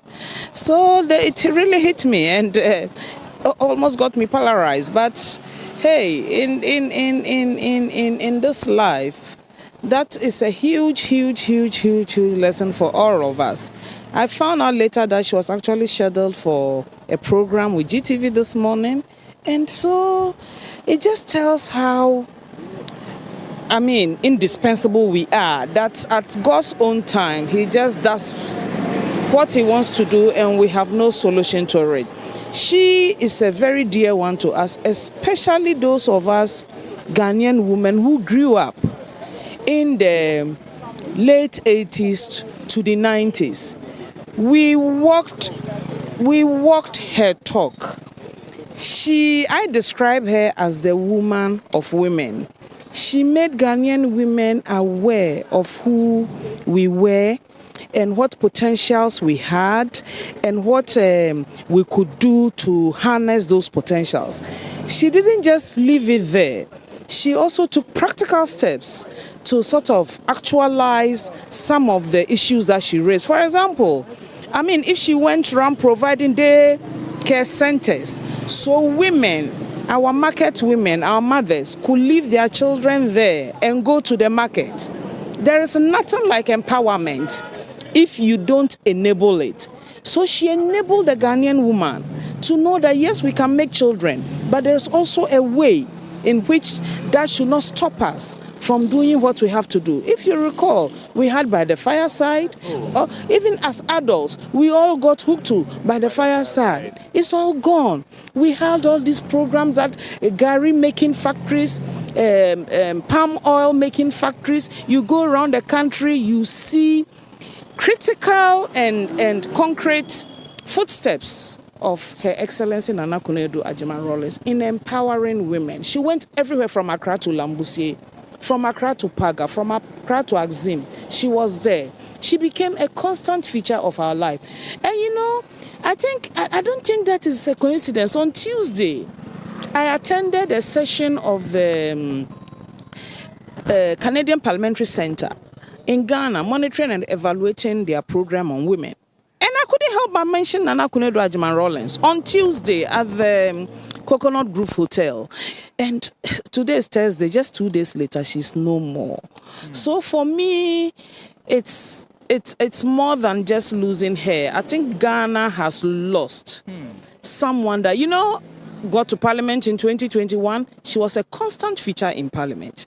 State of the Nation's address, she's there. Swearing in of the president, she's there. She never missed any state event.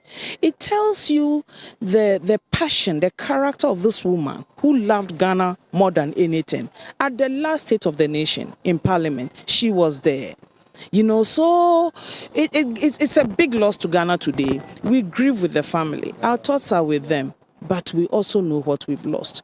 We're hoping and praying that this will enable a reset, going back to open the chapters, look at what she did and see where we can pick it up from and continue with the agenda. And when I was in Beijing on the last week, on the, I think 14th or so, commemorating the 30th anniversary of the Beijing conference, she was the one in mind because she brought Beijing to us in Ghana. There's no way that history can be written without her name in gold. May Allah Almighty have mercy on her soul. Thank you as well for sharing those thoughts with us. As another member of Parliament on the side of the NDC, who's just been speaking to us as well on the latest.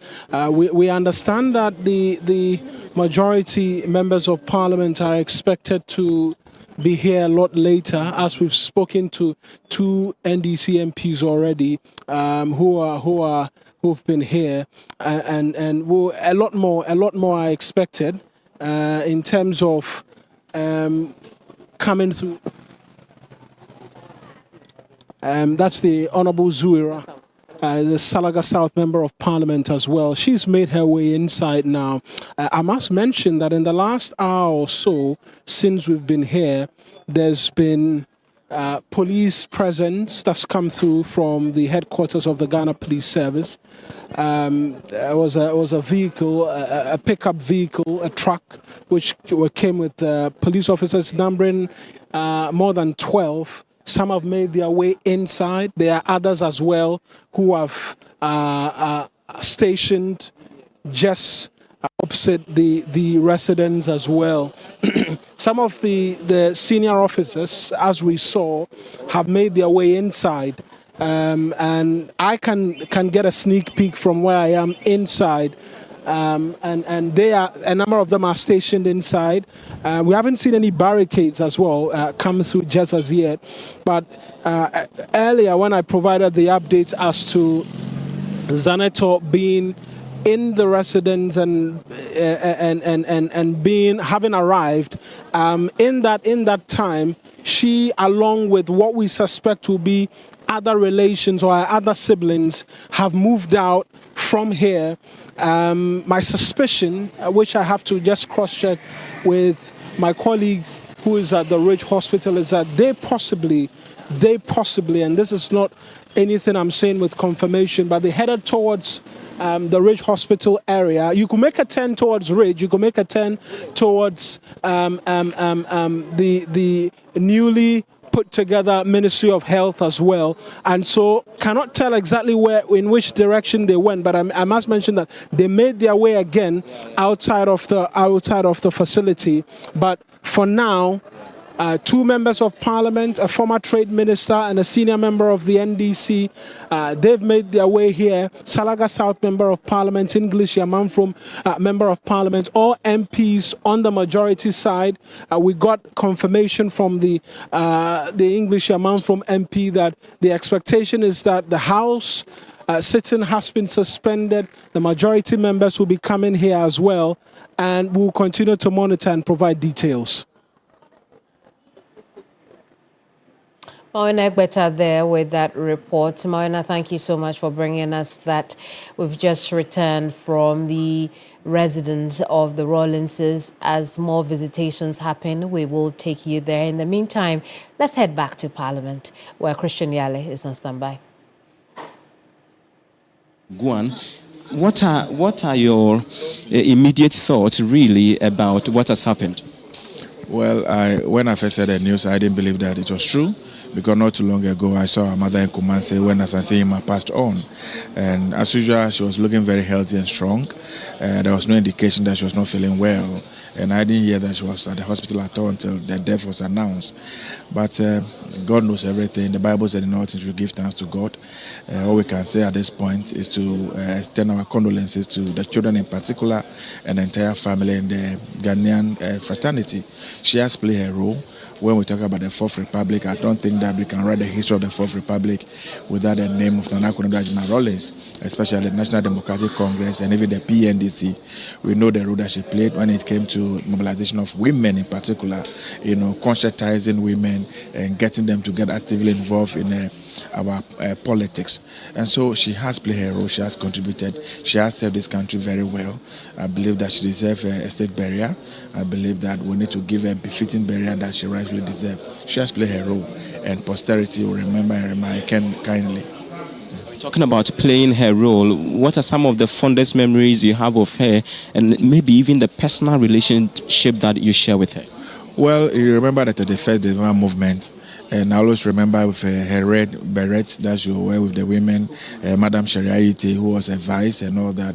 They moved around the entire country, teaching women how to prepare soap, how to prepare basic economic activity that will make life meaningful for them. She was very, very integral and very part, setting up of daycares across the length and breadth of this country so that the young people can get education from that very early stage. She was very much involved, and one of the things about she's very, very particular with colors. You dare not get close to Nana Konadu Agyeman-Rawlings wearing any Caliph and NDC person who looks NPP. If you wear anything that is blue, anything that is, she will question you, why are you wearing this? She's very passionate about the thing that she does. I think that she has served well, she has contributed very well. She's a strong character.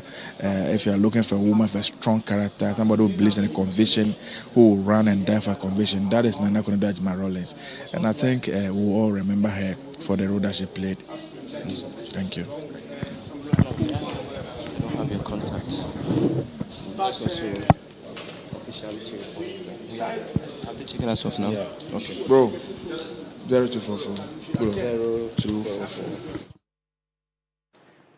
Well, now we apologize for that, but we've just heard from the SAL MP, Fred Agbenyo, there in that conversation with Christian Yale. Back here in the studio is Alfred Okanse, who's just joined me. Alfred, what a day, right? What a day. Indeed. We woke up today, obviously, with no plans of having to deal with a very heavy news like this. But just as Fred Agbenyo said, the history of the Fourth Republic of Ghana cannot be written without the name Nana Konadu Agyeman-Rawlings being acknowledged in there. She's inked her name in the history of the Fourth Republic, not only in the lives of women, but in the body politics of our country. And that clearly is reflective of the kind of response and the reaction that we've seen from the many people. I was listening to you talk to Reverend Dr. Joyce Ayi, who at some point worked quite closely with her. Absolutely. And the testimony that she gives clearly reflects a resounding impact that she's had over the period. And she described her as a chief organizer. Because really, if you look at the impact that she had, right from the PNDC to NDC 1, NDC 2, when the late Jerry John Rawlings was president of the Republic of Ghana and flag bearer of the NDC, nobody would be wrong to say that there hasn't been any organization of the women front in the NDC like her after Jerry Rawlings exited the front of the NDC. as its leader.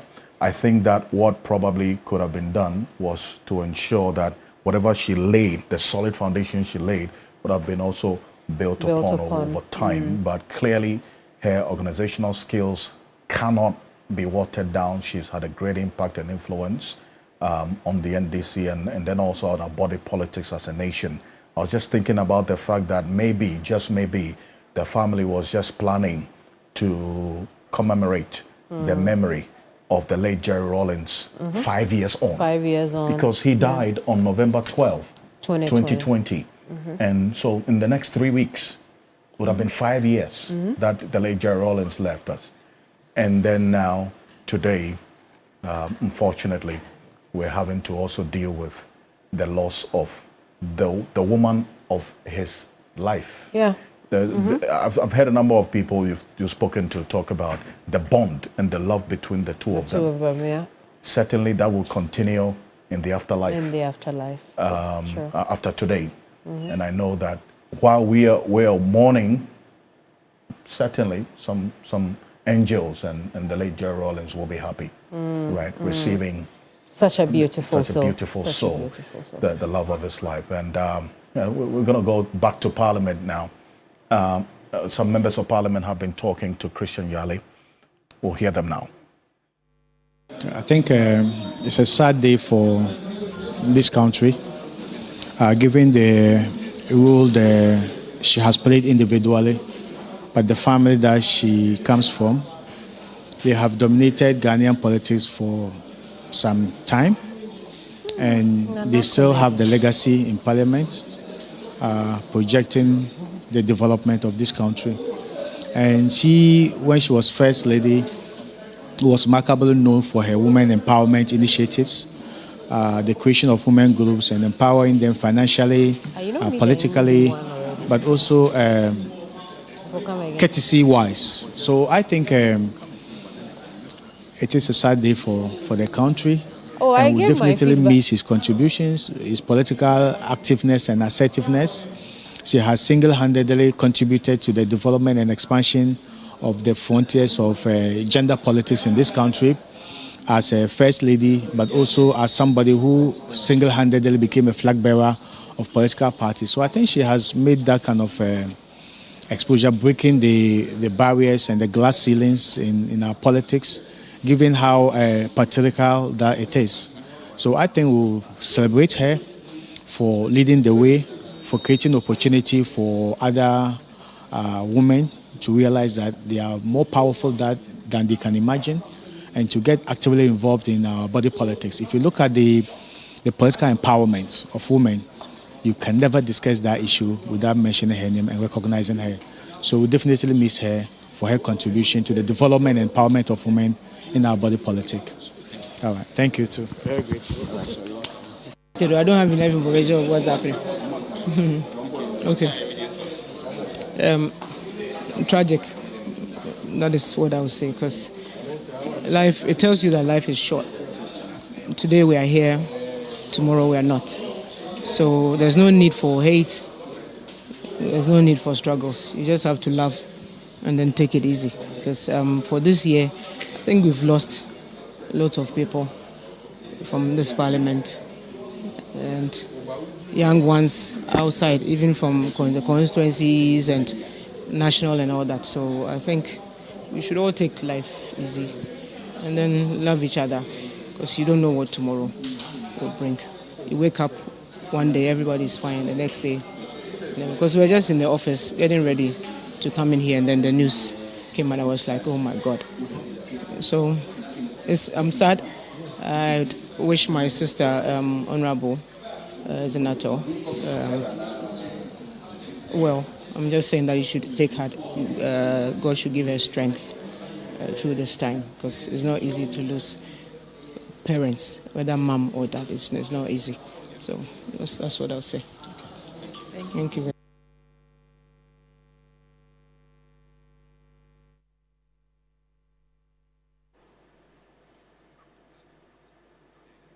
Oh, more reactions from Parliament there. We'll continue to go in and out of Parliament, the residents and the Ridge Hospital as we get new information for you. Still continuing coverage of the demise of our former First Lady, Nana Konadu Agyeman-Rawlings. And with me in the studio is Alfred Okansi. And Alfred, you were talking about the impact she's had on the political life of the NDC. Indeed. Rightly so, because you see, if you look at the 31st December Women's Movement, it was not just a movement even for the NDC. As a matter of fact, you have some women within the NPP now who previously were members of the 31st December Women's Movement. And so that movement went beyond or transcended beyond the boundaries of just the political party that she associated herself with. And so in her latter days, you saw her in the company of very senior members of the New Patriotic Party because she became that figure who... she had become a stateswoman. Just the NDC. Right. Exactly. And with the formation of the National Democratic Party and all that came with it, we all do know. History is clearly there for us all to see the points that she fell out with the then leadership of the NDC, and I'm proud to the 2016 elections decided to just put together the NDP. If you speak to persons within the NDC, the view that the formation of that party was one that obviously raised some concerns for them, because the P only replaced the C in the ideological representation of the party in the name. It was just a Congress that had been changed to a party. And then you had the wife of the founder of the NDC now founding a party of her own, going into an election with the party that her husband founded. Right. And Jerry Rawlings was alive at the time. But guess what? That's where we saw his maturity in love. Well, well, you could say that, right? You could say that. But Alfred, when you look around the world, there are only a few first ladies who have stood on their 2 feet after the 10 years of their husbands as presidents or prime ministers. And Nana Konadu Agyeman-Rawlings will top the list of those first ladies. Indeed. Because her charisma lived on. Her influence in Ghana's political space lived on even after she had moved on from the presidency. And you can say, we can go back to the 31st December Women's Movement and the kind of activism that she had done over that period. By the 1990s, Alfred, we were already seeing the women's groups across this country. Absolutely. I was saying that earlier, in the beginning of the coverage, that nearly all regions, not nearly, all regions had the women's movement, and nearly all districts across the country had the women's movement. We are talking about nearly 1,000 of these women groups across the country. Absolutely. One of the things that she did that even as a young child impressed me a lot was that the daycare centers that she built, they were not just to raise money for charity. There's one located around the Labadi, a place called Kojo Sardin. Yeah. That area, you had one of those daycare centers there. Yeah, right. And then those soap making groups that she formed. Absolutely. There were also palm oil There were groups that she formed. Absolutely. The Gari processing. Gari processing. In fact, it was during her time that I got to see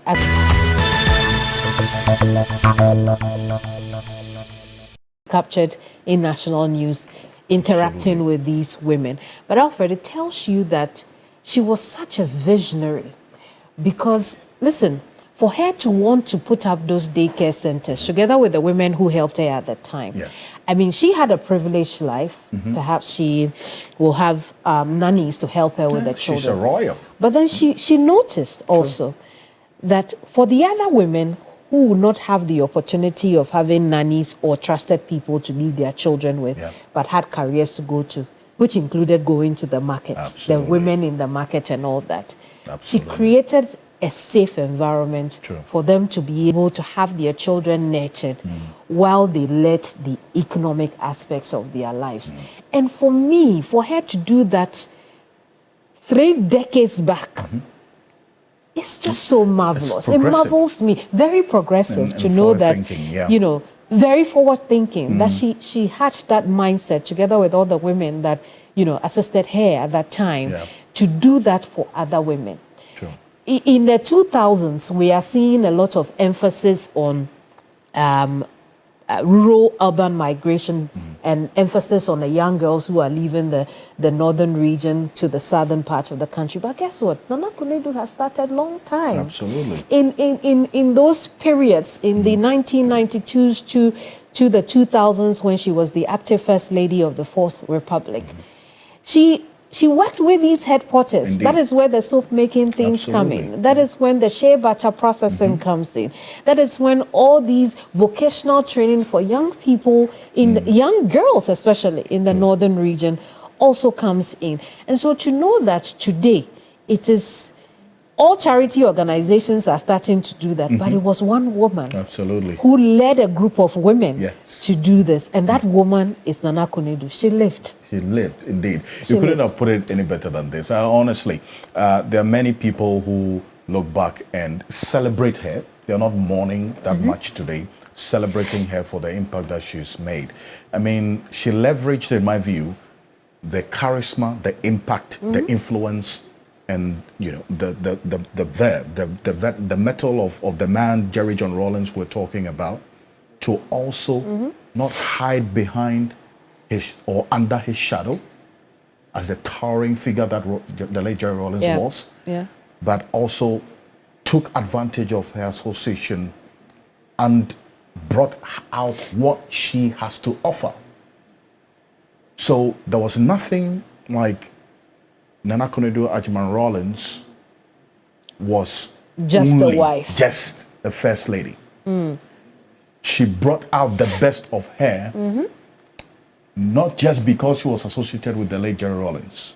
You can talk about Nana Konadu Agyeman-Rawlings as a personality distinct of the late Jerry Rawlings, and you will have a lot to say. That's why there's so much to talk about, and we can spend the whole day talking about her, because she's been one of the most effective First Ladies we've had in the history of this country. No doubt. Nobody can contest that, especially because of what you have talked about, and then even her transition into full-blown politics, you know, forming her own party and so on. So if you assess her life, she's transitioned from a royal family to associating with the politics of this country, not just as a wife, but also the leader of a very effective movement, that not just a movement of women for a political cause, but also for the greater good. I think that most of the time we remember the 31st December Women's Movement with the limited memory of how much it contributed to the NDC's fortunes and the PNDC's fortunes. But there's a lot more to it. And you've said it so right.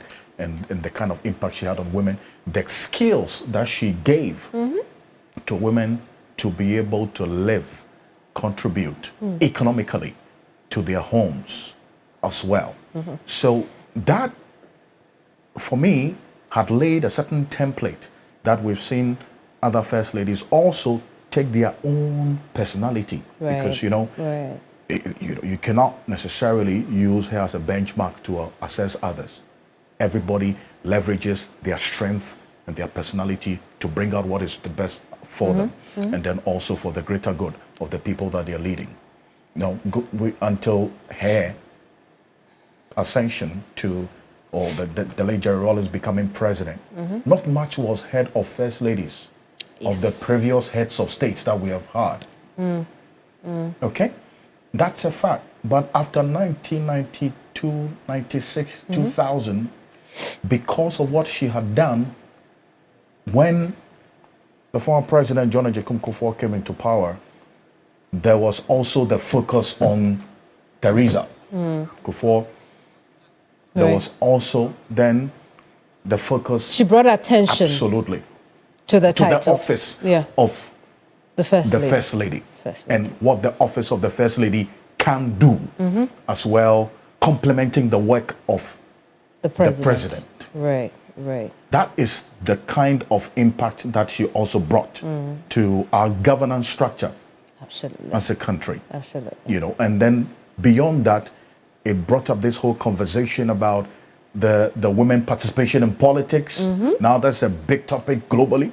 A huge advocate we for reference the Beijing conference, but for me, beyond the Beijing conference and the declaration on the Beijing conference, we had a figure like Konadu Agyeman-Rawlings already embodying that call, making that clarion call for a lot more participation of women in politics. Absolutely. And Alfred, you know, when you talked about her charisma and her influence, it just reminded me and brought to mind a scene from, I think in the heading into the 1996 elections. You know what Rawlings is like already when he goes to any place at all. The crowd and the cheering and the jeering, right? Where I grew up, Rawlings had come, he had had his turn with the community. And then I think, if I remember correctly, shortly after his visit was Konadu Agyeman-Rawlings. I had no idea who she was because, I mean, I was just a young, little thing. But then the screams in my community, the crying of the women, and tears of joy, right? Absolutely. The happiness they exuded, the noise they made for this woman, the crowd that followed her when she came to Ashaiman. Oh dear Lord!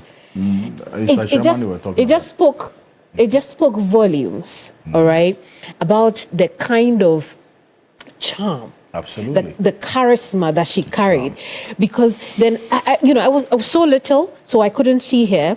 But when I managed to peep, I saw this woman.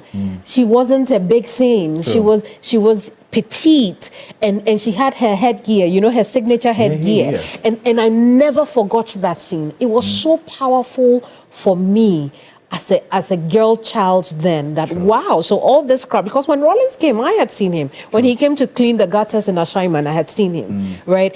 But to see Konadu Agyeman-Rawlings also with that crowd, I knew where I wanted to get to from that moment. It was such a powerful moment for me. And I never got the chance to meet her to tell her the story, but to know that she existed and that moment existed for me to see.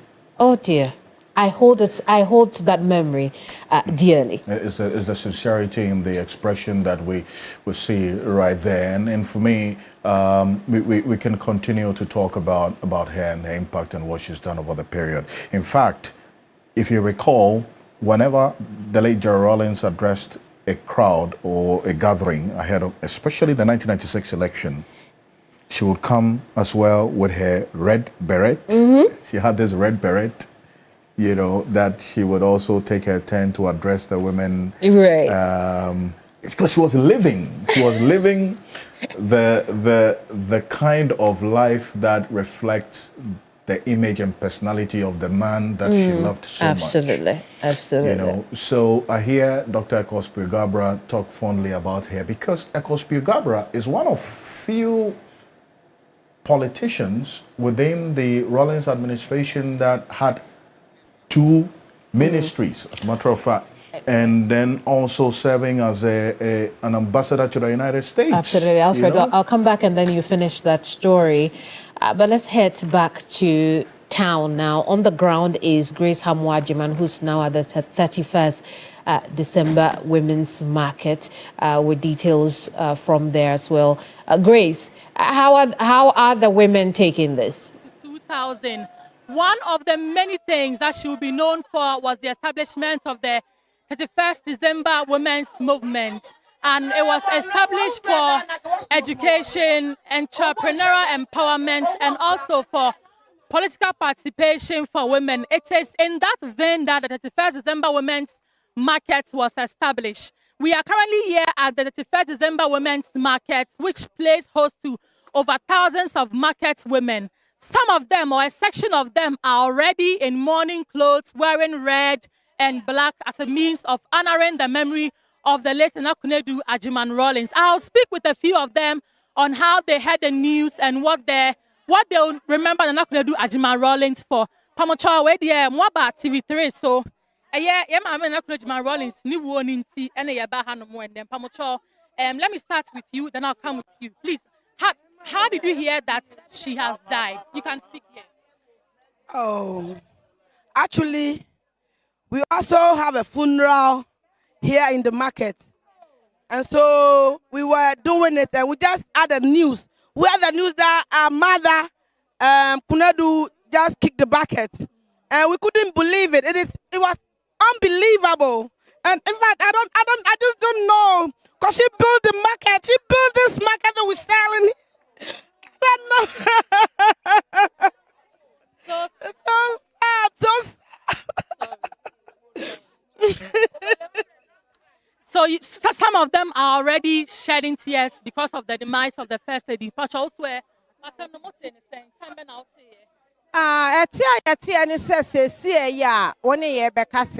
na yankasa no yewo eye dadawa ha na ye enti yatia ne se wo be ka kire ye na ye ya because ye maame no na omo be de market edisi wo ho na ye nso ye nyamu atena enti ye ya se ye maame no efi enti edena how would you remember her then amode be kind.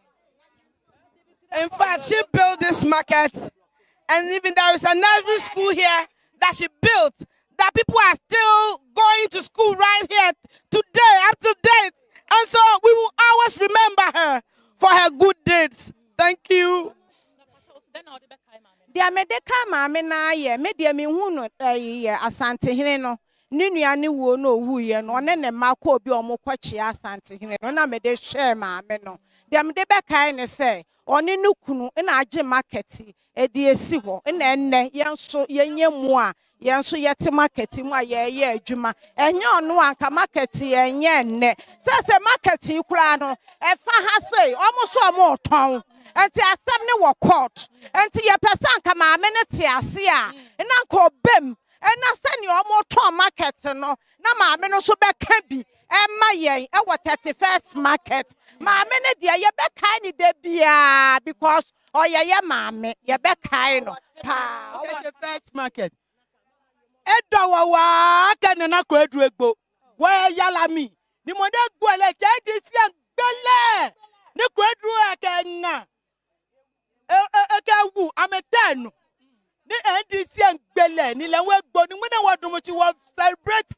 Ni next week wa ba fule wa fe yala next week wa fule ni wa tachi so ne no wa anu kwedu egbo de wa enjoy wa yala ka wa afu fe double no wa fo kwedu wa kale na 31st ne wa yo mi 31st wa yo mi next week na fe 31st ne still a machine ka clinic ne fe wa ya jo lololo no wa yin pa enu ni won dwe wa jala le chata e wo de ni won me ne e wala mi ne tachi e ni wo ba chale wa wo mi e le wete na mo ba che acha uswe mama no o kind say mi kind so ye rolling siri NDC enti owu ye ya pa enti e ma busiafo dwe acha uswe mi kind so ye rolling siri.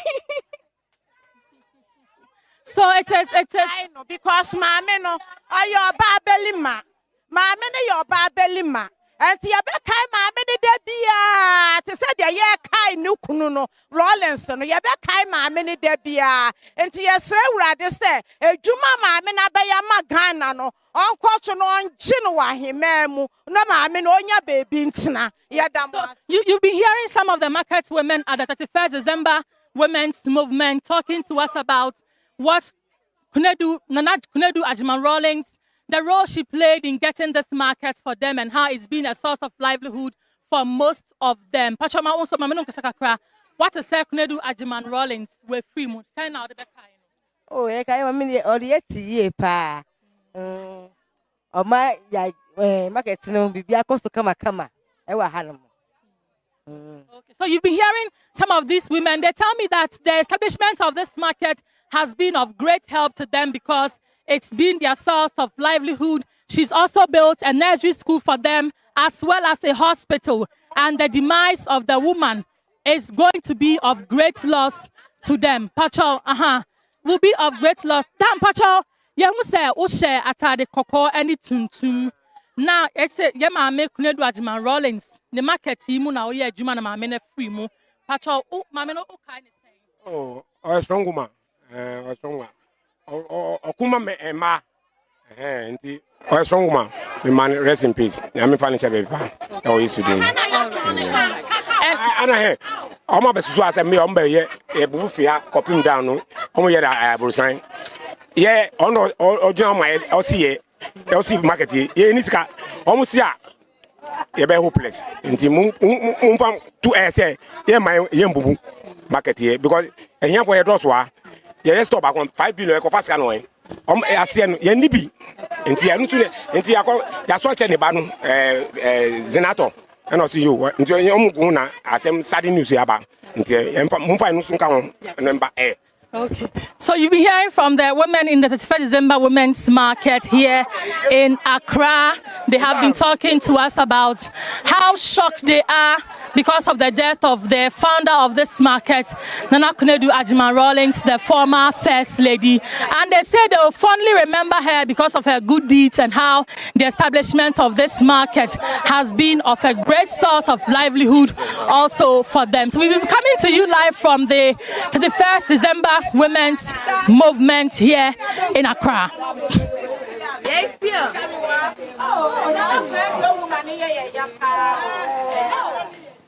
Grace Hamwa Agyeman there, bringing us that report from the 31st December markets. The women obviously are, many of them just hearing the news and are responding to the death of Nana Konadu Agyeman-Rawlings. And like you've heard many of the members of the NDC say, our mother. And, you know, we've gone through that, Alfred. You know, her significance to the party, the role she's played over the years for women, for the political space, in education, name it, everywhere her thumbprint or imprint will be as far as, you know, the work she's done is concerned. And what a day to know that on this day, only about 3 weeks or so to her birthday, November 17th. Yeah. And you were telling me earlier that, you know, on November 12th, that would have been the 5th anniversary. 5 years since the late Jerry Rawlings left us all. And there, some persons close to the family had earlier hinted to me of record. And I think that it is not one that will be injurious to the family. Now, if I did say that, I mean, it would have just been expected that 5 years since the passing of the late Jerry Rawlings, something would have been put together, obviously, to celebrate his memory. So, yes, indeed, it was the case that there was something that was in the works to celebrate the memory of the late Jerry Rawlings 5 years on that he left us. And then just 3 weeks before that November 12th day, that would have been exactly 5 years since the late Jerry Rawlings left us. We're talking about the death of the woman that he loved, right? So even though we are all mourning, I indicated earlier that you never know. For the late Jerry Rawlings, who is in the afterlife, you never know what the universe had planned. They would have a reunion of their love in the afterlife. Right. Maybe for that 5 years that they were planning as a family to, as it were, honor the memory of the late Jerry Rawlings, as they've done every year since his passing in 2020. But look, I indicated earlier that there are a number of people whom we will hear, or we have heard earlier today, talk about their memory of Nana Konadu Agyeman-Rawlings. One such person would respect his opinion about the woman we've lost today is Dr. Akosua Gabra because of his close relationship and work, the working relationship and beyond even the work that he had with the late Jerry Rawlings. I mean, having served as an ambassador to the United States from 1994 to 1997, he also served as a minister, charge of education at some point as well. And in fact, he credits the late Jerry Rawlings with the kind of revolution that he, Akosua Gabra, led in the revenue collection of our country. When we talk about the current GRA and the structure and in fact the objective, the focus of the Revenue Authority, you can credit Akosua Gabra at the time. And then when I spoke to him, he indicated that, look, the late Jerry Rawlings called him in the presence of Konadu Agyeman-Rawlings and said, at the time, people were complaining about the tax system that was unfriendly and also not balanced and even to ensure that the poor pay less and the rich pay more. So he commissioned him, and Konadu indicated that she represents the voices of the women in the market. And she was not living in the castle, disconnected from the realities of the market women. Because that was her home. And you heard the market women say it, that it's not for nothing that a market was built by her to ensure that all what she had done in the 31st December Women's Movement will bring together a group of women who would continue that legacy. So, talking about how the tax system was impacting on the women, there's the traders who were selling at the time, and the tax that Dr. Akosua Gabra, was giving, he had to go back on the ground, interact and connect with the people to find out exactly how this tax system was impacting on them. He came back into the policy room with the direct response and feedback of the people. And that's the kind of policy formulation shift that we didn't see for some time, where you would have policymakers sit in a room, think, and not really take feedback or the input of the people who will be directly impacted. Right? That is what you see, because we talked about. And so when they rolled out the campaign to get people along to understand why there's a need to pay tax and so on, it was one that went through smoothly with least resistance. And we have seen it grow over time till now. So this is not a woman who didn't know what she had to do to contribute to the development of the country that she was a first lady of. And we've said it time without number, that to the extent that there are many people who can point to institutions that have lived beyond her tenure of the first lady or as first lady, that tells you the impact that she had.